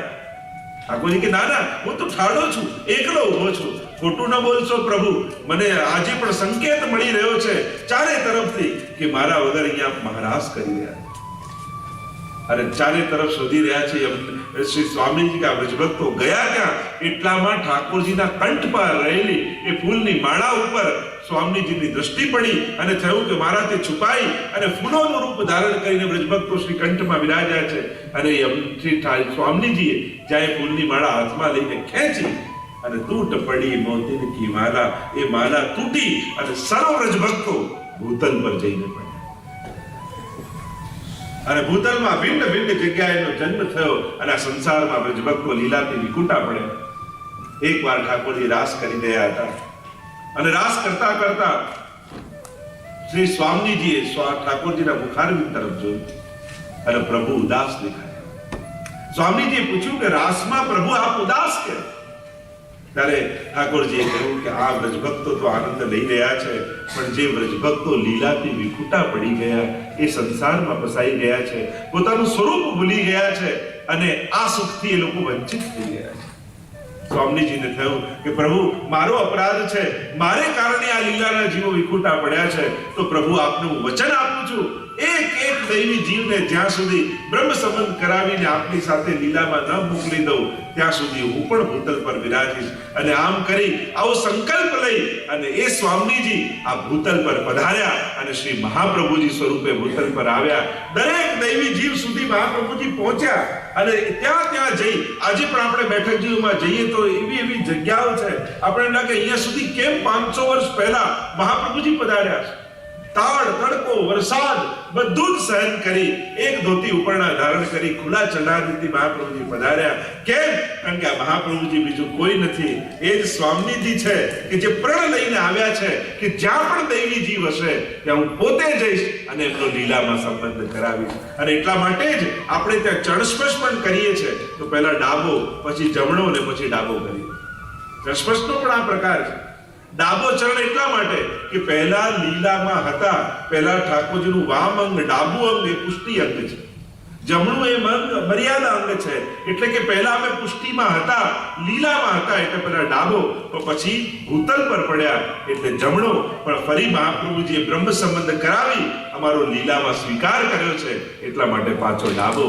એટલા માટે આમ ડાબો જમણો અને ડાબો આમ ચક્ષપટ કરાય અને પછી આંખે લગાડ્યા. તો સ્વયં સ્વામીજી આ રીતે ભૂતલ પર પધાર્યા અને બ્રહ્મ સંબંધ કરાવીને ફરી લીલામાં પ્રાપ્તિ કરાવી. તો એટલા માટે બીજું નામ આપ્યું પરમાનંદાય નમઃ. કારણ કે સદાય જે પ્રભુને માણે છે, જેમ પેંડો થઈ જવું એ બ્રહ્માનંદ અને પેંડો ચાખવો એ સ્વરૂપાનંદ. એને મોક્ષ કહેવાય. પેંડો બની જાવ તો પેંડો થઈ જવામાં આનંદ છે કે પેંડો ખાવામાં આનંદ છે? આપણે પોતે પેંડો થઈએ તો બ્રહ્માનંદ, ભગવાનમાં ભળી જવું, પછી તો ક્યાં કોઈ આનંદનો અનુભવ છે? પણ એ પેંડો ચાખવાનો આનંદ છે. એમ ભગવાનની અંદર બિરાજમાન આનંદનો આસ્વાદ લેવાનો આ સ્વરૂપાનંદની ભક્તિ, આ પુષ્ટિ ભક્તિ. અને એટલા માટે સ્વામીજીનું સાક્ષાત સ્વરૂપ હોવાથી અહીંયા કહ્યું પરમાનંદાય નમઃ. આપના પરમાનંદ સ્વરૂપને હું વંદન કરું છું. અને ત્રીજું જે સાક્ષી સ્વરૂપ છે એને વંદન કરતા કહ્યું શ્રી કૃષ્ણાસ્યાય નમઃ. શ્રી કૃષ્ણાસ્યાય નમઃ. શ્રી કૃષ્ણાસ્યાય નમઃ. શ્રી વલ્લભાધીશ કી. શ્રી કૃષ્ણ આસ્ય. આસ્ય એટલે મુખારવિંદ, એટલે કે ઠાકોરજીના મુખારવિંદ રૂપ શ્રી વલ્લભને નમન કરું છું. મહાપ્રભુજી સાક્ષાત શ્રી પ્રભુના મુખારવિંદ સ્વરૂપ. એનું પ્રમાણ શું? તો કે ઠાકોરજીના મુખારવિંદમાં 7 ધર્મો બિરાજમાન છે. અને 7 ધર્મો જે મુખારવિંદમાં બિરાજમાન છે એ સર્વ ધર્મો શ્રી વલ્લભમાં બિરાજમાન. અને એ પ્રમાણિત કરે છે કે સાક્ષાત મુખારવિંદનું રૂપ શ્રી મહાપ્રભુ. મુખારવિંદનો પહેલો ધર્મ છે કે પ્રભુના મુખમાંથી મુખાદ અગ્નિ રજાયતે, એમ વેદ કહે કે પ્રભુના મુખારમાંથી અગ્નિનું પ્રાગટ્ય. અને એટલા માટે યજ્ઞ કુંડ પણ હોય ને, એની અગ્નિ એટલે સાક્ષાત પ્રભુનું મુખ કહેવાય. અને એટલા માટે જ્યારે પણ આપણે આહુતિ આપીએ તો આમ આરોગ આવતા હોય એ રીતે આપવા, આમ યજ્ઞમાં ના નાખવામાં. ઘણા લોકોને માળા ફેરવવાનું કહ્યું તો આમ લઈ ગોળ ગોળ ગોળ ગોળ ફેરવે. તો માળા પણ કઈ રીતે ફેરવે? એવું કહેતા ને કે એક વ્યક્તિ ઝાડ પર ચડ્યો ને ચકલીનો માળો લઈને અહીંયા મૂકે, કાગડાનો માળો લઈને આમ મૂકે, બધા ઝાડ પર જેટલા માળા હતા ફેરવી નાખ્યા. કે આ કરે છે શું? તો કે ના, કાલે દીક્ષા લીધી ને એટલે ગુરુએ કહ્યું માળા ફેરવજો. આ રીતે માળા ન ફેરવવા. દરેકનું એક વિધાન છે, દરેકનો એક પ્રકાર છે, અને એ પ્રકારથી જ થાય. જો આપણે ત્યાં શૃંગાર કરવાનો, ભોગ ધરવાનો, ઓઢાવવાનો, જગાવવાનો, પાઠ કરવાનો, માળા કરવાનો, દરેકનું એક વિધાન છે, એની પ્રોસેસ છે, એની વિધિ છે, અને એ પ્રકારે જે કરવાનું વિધાન છે, અને ત્યારે જે ફલીભૂત થાય. ઠાકોરજીને શૃંગાર બી કઈ રીતે કરાવે, આખું એનું વિધાન છે. લોકો શૃંગાર કરાવે ત્યારે યોગના બધા આસનો ઠાકોરજી કરાવે. લાલનને લે આમ છેલ્લે નુપુર ધરાવવા તો મૂંઢા શીર્ષાસન કરી કરાવે. તો ઠાકોરજી તો શૃંગાર કરતા હોય તો હલવા ન જોઈએ. ઠાકોર કઈ રીતે એમના શૃંગાર, ઘણી વાર તો લોકો ઝાંપીજીમાં પધરાઈને આવે ને આમ ખોલીએ ને તો કોઈ હોય જ નહીં, પછી ગાદી નીચેથી લાલન નીકળે. તો ઝાંપીજીમાં કઈ રીતે પ્રભુને પધરાવાય, ઓઢાવાય. ઘણી વાર અંદર ઝાડીજી હોય તો આ બધું ભીરું ભીરું થઈ ગયું. તો ઝાંપીજી કરવાની પણ રીત આવડવી. આપણે ત્યાં આરોગાવાની પણ રીત છે, ઓઢાવાની, ઓઢાવતા પણ કઈ રીતે ઓઢાવાય, કઈ રીતે મુખ રખાય, કઈ રીતે સૈયાજી બિછાવાય, આખો એનો પ્રકાર છે. એમ પાઠ કરવાનો પ્રકાર છે, માળા કરવાનો પ્રકાર છે, દરેકનું વિધાન છે. એ વિધિપૂર્વક જ કરવું અને કોશિશ કરવી કે વિધિપૂર્વક થાય. તો મૂળ વાત જે કરતા હતા તો યજ્ઞ કુંડમાં પણ જેમ આરોગ આવતા હોય એ રીતે યજ્ઞમાં બદલાવે. કારણ કે મુખ છે પ્રભુનું, તો પ્રભુના મુખમાંથી અગ્નિનું પ્રાગટ્ય છે. તો શ્રી વલ્લભનું તો પ્રાગટ્ય જ અગ્નિકુંડમાં. કે જ્યારે પ્રગટ થયા ત્યારે અગ્નિકુંડમાંથી પ્રગટ થયા મહાપ્રભુજી. અને એટલા માટે પહેલું પ્રમાણિત કર્યું કે એમના મુખમાં અગ્નિ, તો આ કૃષ્ણાસ છે, પ્રભુના મુખારવિંદ. ઠાકોરજીના મુખારવિંદનો બીજો ધર્મ છે, સાક્ષાત પ્રભુના મુખારવિંદમાંથી સરસ્વતીનું પ્રાગટ્ય, વાગ્દેવીનું પ્રાગટ્ય છે. તો સર્વોત્તમ સ્તોત્રમાં મહાપ્રભુજીનું નામ પણ વાગ્પતે છે. આપણે તો વાર્તા સાહિત્યમાં એવો પ્રસંગ આવે, ઘટ સરસ્વતીની વાર્તા આવે છે કે ઉજ્જૈનમાં રહેતા ને એવા પ્રકાંડ પંડિતા ઘટ સરસ્વતી કે પોતાના વિદ્યાના બળે એમણે સરસ્વતીજીને ઘડામાં પૂરી રાખ્યા. અને જ્યારે શાસ્ત્રાર્થ કરવા કોઈ આવે ત્યારે ઘડો લઈને જાય, વચ્ચે મૂકે, અને શાસ્ત્રાર્થ ચાલતો હોય ત્યારે સરસ્વતીજીને બહાર પ્રગટ કરે, અને સરસ્વતીજી પોતે વચન આપે અને પ્રમાણ આપે કે આ સાચો છે, સામેવાળો ખોટો છે, અને આમ કરીને શાસ્ત્રાર્થ જીતી ના. એવો પ્રકાંડ પંડિત એકવાર મહાપ્રભુજી ત્યાં પધાર્યા ગામમાં.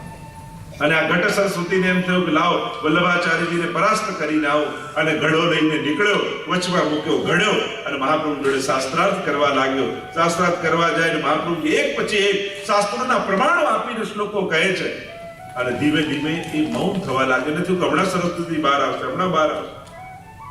પણ પેલો ઘટ સરસ્વતી શાસ્ત્રાર્થ હારી ગયો, પણ સરસ્વતીજી બહાર ના બોલ્યા નહીં. અને જ્યાં ઘડો ઘરે લઈને આવ્યો અને નિરાશ થઈને આવ્યો ને સરસ્વતીજી પ્રગટ થયા. અને ત્યારે પેલા વિદ્વાને કહ્યું ઘટ સરસ્વતીએ કે કાયમ તો તમે શાસ્ત્રાર્થ સમય બોલો છો, આજે કેમ ન બોલ્યા? ત્યારે સરસ્વતીજી એટલું બોલ્યા હતા કે આ જેટલા વિદ્વાનો બ્રાહ્મણો છે એ બધા મારા પુત્રો છે, અને એટલા માટે હું સામે બોલું છું, પણ સામે પતિ બેઠા હોય તો મારાથી કેમ બોલાય? શ્રી મહાપ્રભુજી તો સાક્ષાત વાગ્પતે છે.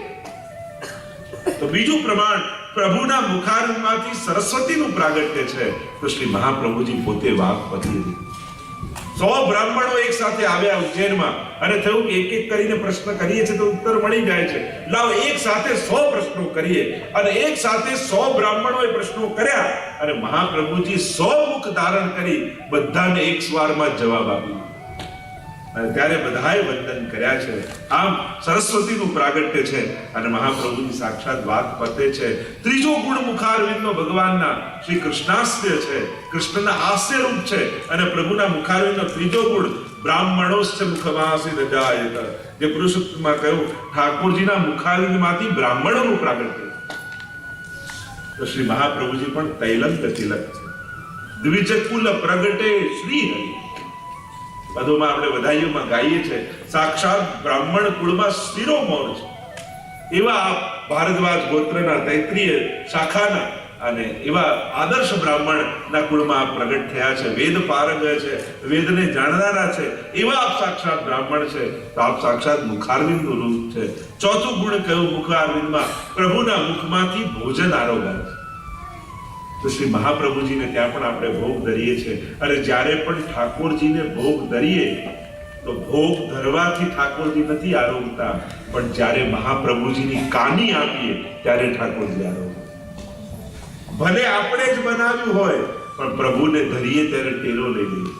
અને ધરવાનો અધિકાર આપણો છે, આરોગાવાનો અધિકાર આપણો નથી. એ તો શ્રી સ્વામી વલ્લભ રૂપ સ્વામીજી જ્યારે મહાપ્રભુજીની કાની આપીએ ત્યારે એમાંથી પ્રગટ થઈ સ્વયં સ્વામીજી આપને આરોગાવે છે.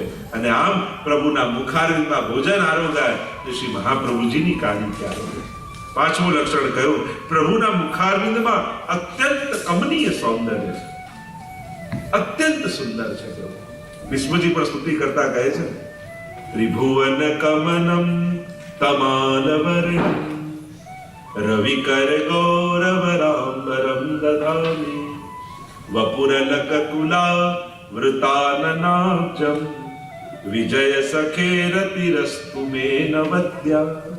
પ્રભુ આ વિશ્વમાં આપનાથી અધિક સુંદર બીજું કોઈ નથી. તો મહાપ્રભુજીનું પણ નામ છે સહજ સુંદર. શ્રીમદ વલ્લભ રૂપ સુરંગે અંગ અંગ પ્રતિભાવન કે ભૂષણ વૃંદાવન સંપત્તિ અંગ અંગ. શ્રી મહાપ્રભુના સ્વરૂપમાં ગાવામાં આવે કે સાક્ષાત વૃંદાવનમાં ઠાકોરજીને સ્વામીજીને થયેલી અનંત સુંદર કામ લીલાનું રસાત્મક સ્વરૂપ કોઈ હોય તો શ્રી મહાપ્રભુજી. એવા સહજ સુંદર શ્રી મહાપ્રભુજી છે. અતિ મોહન છે મહાપ્રભુજીનું એક નામ અતિ મોહન, કે પ્રભુના સૌંદર્યમાં બધા મોહિત થઈ જાય પણ જે પ્રભુને પણ મોહિત કરી લે એવું સૌંદર્ય શ્રી મહાપ્રભુજી.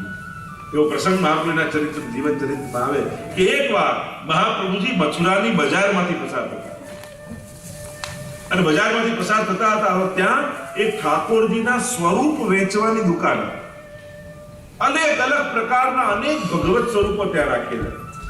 અને મહાપ્રભુજી બજારમાંથી પસાર થતા હતા અને એટલામાં મહાપ્રભુજીની દ્રષ્ટિ એ સ્વરૂપો ઉપર પડી ઠાકોરજી.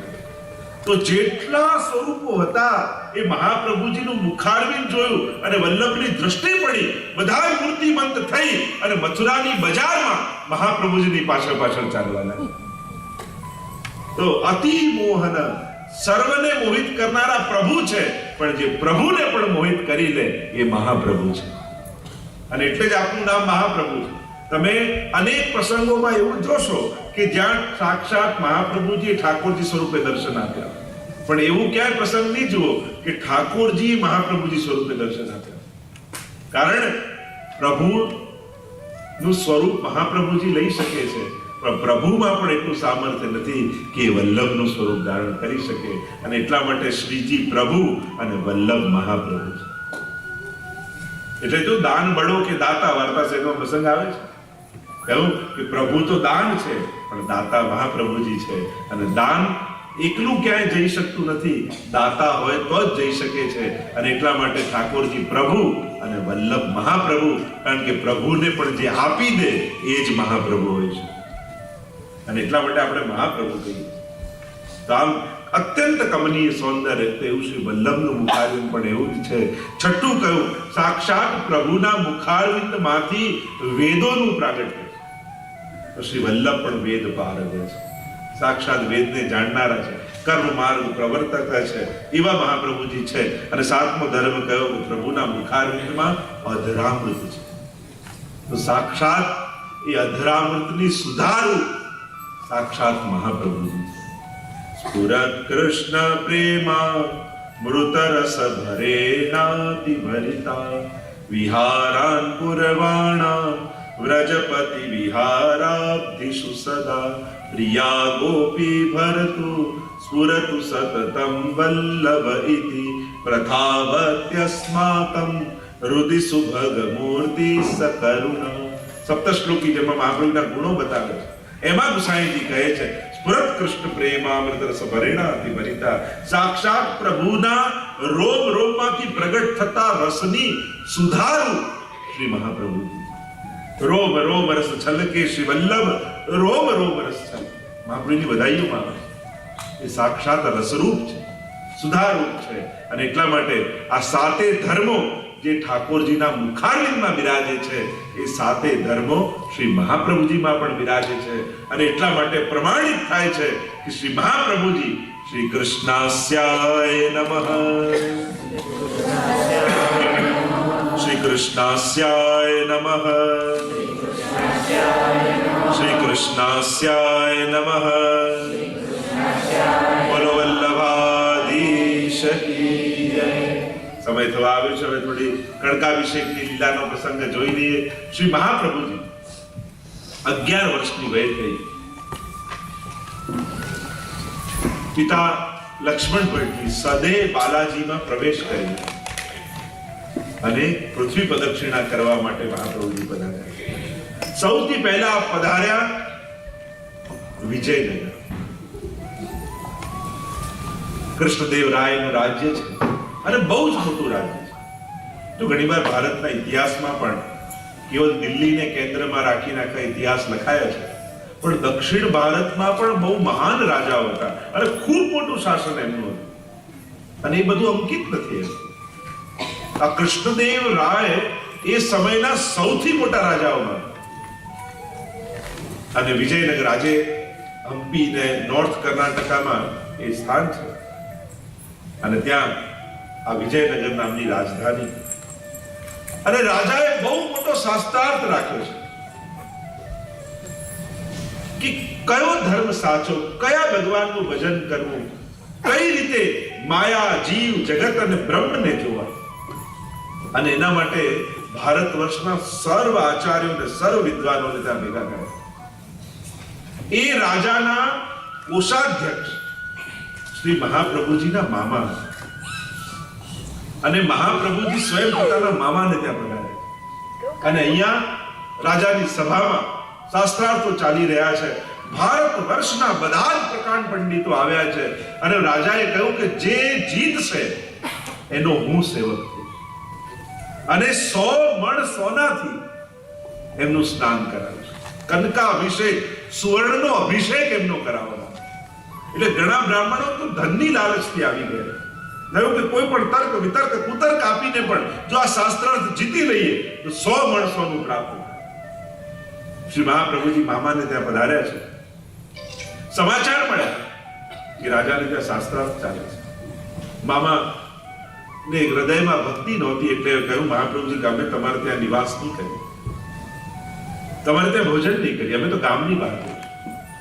જો આપણે ત્યાં તો આચાર્ય, સંતો, મહાત્માઓ પધારે, એમના ચરણારવિંદ તીર્થ રૂપ કયા છે.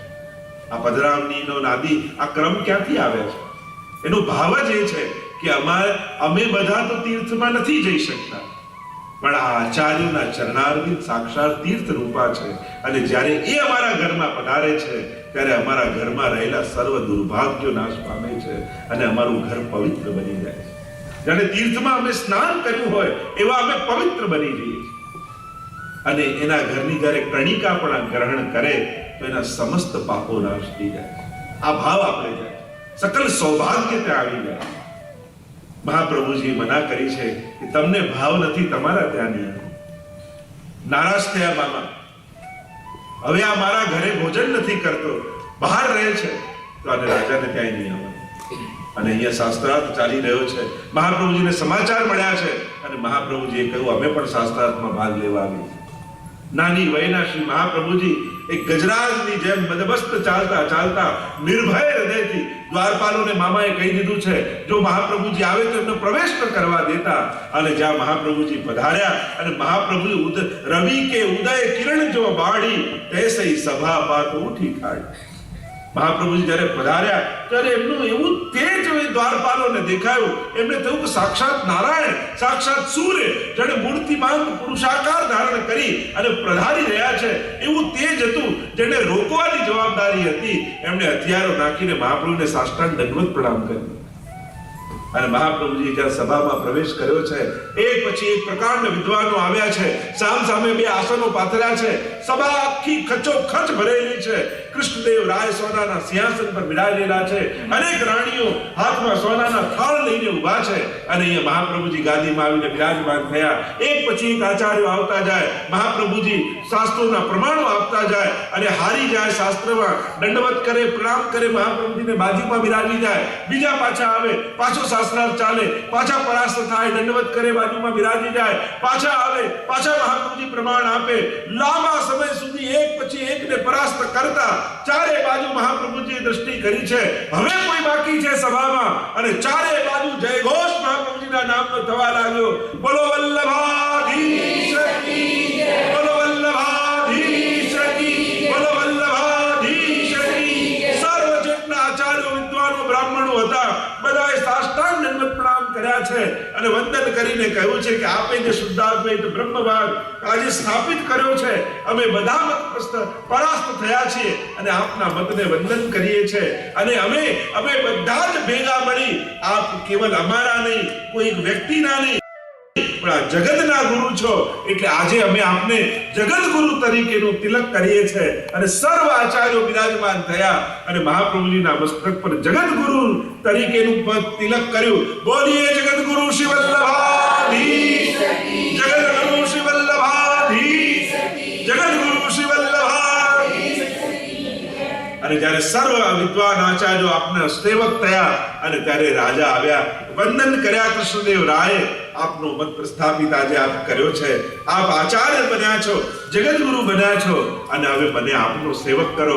પધરાવીને લઈ ગયા છે મહાપ્રભુજીને, સોનાના સિંહાસન પર બિરાજમાન કર્યા છે, સુંદર છત્ર મસ્તક પર રાખ્યું છે. અનેક સેવકો આવી ચમર પંખા કરી રહ્યા છે અને ભારત વર્ષની જેટલી પવિત્ર નદીઓના જલ હતા સોનાના કળશમાં ભેગા કર્યા છે અને મહાપ્રભુજીનો એ પવિત્ર જળની નદીઓ દ્વારા સૌથી પહેલા અભિષેક કર્યો છે. અને અભિષેક કર્યા બાદ 100 મણ સોના, અનેક દાસ દાસીઓ હાથમાં સોના મોરોના થાળ લઈને ઊભા છે અને બધાને બોલાવ્યા. શંખનાદ, લંકા, નિશાન વાગી રહ્યા છે, મંગલ ધ્વનિઓ વાગી રહી છે, વેદ મંત્રો બ્રાહ્મણો બોલી રહ્યા છે અને વેદ મંત્રોની ધ્વનિઓમાં મહારાજ આવ્યા છે પોતાની રાણીઓને લઈ અને 100 મણ સ્વર્ણથી શ્રી મહાપ્રભુજીનો અભિષેક કર્યો છે. અને અભિષેક કરીને વંદન કર્યા. મહાપ્રભુજીએ કહ્યું કે આ મારા શું કામનું? આ કેટલાક બ્રાહ્મણો અહીંયા ધન માટે, કોઈ ઈચ્છા માટે આવ્યા હશે, અને અમે જેનાથી સ્નાન કર્યું અને સ્નાન કરેલું જલ પાછું ઉપયોગમાં લેવાતું નથી, તો અમારા માટે તો આ ત્યાજ્ય છે. તો આ સોનાનું કરીએ શું? મહાપ્રભુજીએ કહ્યું આ 100 મણ સોનું અહીંયા જેટલા બ્રાહ્મણો છે એ બધાને વિતરણ કરી દો. અને ચારે બાજુ મહાપ્રભુનો જયઘોષ થવા લાગ્યો કે મહાપ્રભુજીએ જે ધન આવ્યું, જે સુવર્ણ આવ્યું, બધું જ બ્રાહ્મણોમાં વાટી દીધું છે. મહારાજ ખેદિત થયા, સેવક બન્યા, મહાપ્રભુજીના શરણે આવ્યા અને સોનામોરનો થાળ લઈને ચરણોમાં ધરી કહ્યું કે મારી ભેટ સ્વીકાર કરો. કહ્યું મહાપ્રભુજી આ ધન તારું નથી, પ્રજાના કરમાંથી આવેલું છે, એટલે આના પર અધિકાર તો પ્રજાનો કહેવાય. પણ બહુ આગ્રહ કર્યો કે આમાં કંઈક તો મારો ભાગનું હશે ને, મારા પરિશ્રમનું હશે ને. ત્યારે મહાપ્રભુજી જોયું કે એમાં 7 સુવર્ણ મુદ્રાઓ રાજાના પરિશ્રમની છે, દૈવી દ્રવ્ય છે. અને ત્યારે મહાપ્રભુજી એમાંથી 7 સુવર્ણ મુદ્રાઓ લીધી અને શ્રીનાથજી બાવાના નુપુર સિદ્ધ કર્યા. જે આજે પણ શ્રીનાથજી બાવા એ સુવર્ણના નુપુર ધારણ કરે છે. અને અહીંયા રાજા રાણી મહાપ્રભુના સેવક થયા છે, ચારે બાજુ જયઘોષ થયો છે અને મહાપ્રભુજીનો યશ સમગ્ર પૃથ્વી પર વ્યાપો છે. તો એ કટકાભિષેક, એ સુવર્ણનો અભિષેક જે મહાપ્રભુજીનો થયો, એનું મનોરથ હમણાં આપણે બધા સાથે મળીને કરીશું. અહીંયાથી જે નામોની ધ્વનિ બોલવામાં આવે, આપ સૌ નામ બોલજો. 108 નામ દ્વારા આપણે મહાપ્રભુજીનો કણકાભિષેકનો મનોરથ કરીશું. અને આપે અહીંયાથી જે નામાવલી બોલાવવામાં આવે એની સાથે સ્વર પુરાવવાનો છે. તો આજની કથાને વિરામ આપતા અહીંયા વિરામ કરતા શ્રી મહાપ્રભુજીના કણકાભિષેકનો મનોરથ કરીએ. બોલો વલ્લભાધીશ, ગોવર્ધન શ્યામ સુંદર શ્રી રમણે. કોઈ કોઈ ઘોષણા પ્રશ્નો તમારે કોઈ બી પૂછવા હોય એ પણ આપી દેશો તો શનિ કાલે શરૂઆતમાં 3 થી 3:30 વાગે આપણે પહેલા પ્રશ્નોત્તરી લઈશું અને પછી 3:30 થી કથાનો પ્રારંભ કરીશું. અને ખાસ 3 વાગ્યાથી શાર્પ હાજર થઈ જજો, જેથી બહુ સુંદર સુંદર પ્રશ્નો જેના મનમાં આવ્યા છે, જે પૂછવા માંગે છે અને તમે કહી ન શકતા હો તો ચિઠ્ઠીમાં લખીને આપી દેશો તો એ સમયે વાંચશે અને અમે ઉત્તર આપીશું. એટલે કંઈ મનમાં રાખતા નહીં, જે પણ શંકા છે પૂછી જ લેજો અને અમને પણ આનંદ થશે તમે પૂછશો તો તમારા મનમાં જે પણ શંકા આવે જરૂરથી પૂછી શકો. બીજું, કદાચ હમણાં ન પૂછી શકો ને ભવિષ્યમાં કોઈ પ્રશ્ન જાગે તો એક એપ છે આપણી શ્રી દ્વારકેશલાલજી કરીને, તો પ્લે સ્ટોરમાંથી ડાઉનલોડ કરી લો એટલે આઈ સ્ટોરમાંથી પણ, અને એમાં છે આસ્ક જે શ્રી. એમાં ક્લિક કરીને જો કંઈ પણ પ્રશ્ન તમને જાગે અને એમાં આસ્ક જયશ્રીમાં તમે ક્વેશ્ચન કરો તો એ સીધો મારા મોબાઈલ પર ક્વેશ્ચન આવે અને તુરંત હું તમને એનો રિપ્લાય આપી શકું. તો આ પહેલી વાર એની કોશિશ કરી છે, કારણ કે લોકો અમે તો ક્યારે વર્ષે એકાદ વાર આવતા હોઈએ અને જ્યારે પૂછ્યા હોય પ્રશ્નો ભૂલી જવાય, અને આપણને હોય કે જ્યારે પ્રશ્ન જાગ્યો હોય ત્યારે જ એનું સમાધાન મળે તો એનો આનંદ થાય. અને પ્રશ્ન પણ ઓથેન્ટિક પ્રશ્ન વ્યક્તિને પૂછવા. આ બધી પ્રોબ્લેમ ત્યાંથી શરૂ થાય છે કે ન પૂછવાની જગ્યાએ જ્યારે પ્રશ્નો કરીએ અને જ્યારે ખોટો જવાબ મળે અને એ જ્યારે આપણા આચરણમાં આવે અને ત્યાંથી કન્ફ્યુઝન પેદા થાય. તો યોગ્ય જગ્યાએથી સમાધાન મેળવવું, તો એના માટે ખાસ વૈષ્ણવ વ્યક્તિગત રૂપે પૂછી શકે એના માટે આ એપ તૈયાર કરી છે. એમાં તમે લાભ લઈ શકો છો. તમને એમ થાય કે મને દર એકાદશીએ સત્સંગ મળે તો એ જ એપમાં અપડેટ પણ એ અપડેટ કરી તમારું ઈમેલ એમાં મૂકી દેશો તો દર એકાદશીએ તમને સત્સંગનો ઈમેલ આવશે. જો એટલું પણ વાંચશો ને તો ઘણું બધું પુષ્ટિમાર્ગનું શીખવા તમને મળશે. તો પ્રયાસ કરીએ છીએ કે કેમ કરીને આપણે આમાં કરી શકાય. ખાસ એક પહેલી વાર વૈષ્ણવ ધર્મનો ઇન્ટરનેટ રેડિયો ચાલુ કરી રહ્યા છે, રેડિયો ભક્તિના નામથી.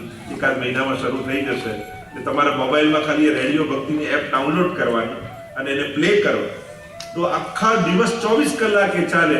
એમાં સામગ્રી શીખવાડે, કીર્તન શીખવાડે, ગ્રંથ શીખવાડે, આ બધા સેવા શૃંગારની બધી સમજ આવે, આયુર્વેદનો કાર્યક્રમ આવે, આખો પુષ્ટિ માર્ગને લગતા 24 કલાકે કાર્યક્રમ ચાલશે. તો તમને ઘરે બેઠા ચાલતા ફરતા કારમાં એ બસ ખાલી પ્લે કરી રાખશો તો તમે જ્યાં છો ત્યાંથી શીખી શકશો. તો આ એક નમ્ર પ્રયાસ છે કે કેમ કરી તમારા સુધી આ બધું પહોંચાડી શકાય. અને વિજ્ઞાન આપણી મદદમાં છે, આપણને સાથ આપી રહ્યો છે. તો વિજ્ઞાનનો સાથ લઈ ધર્મ જો આગળ વધશે તો એ ધર્મ વધારે લોકો સુધી પહોંચી જશે. તો આજની કથાને વિરામ આપતા શ્રી વલ્લભાધીશ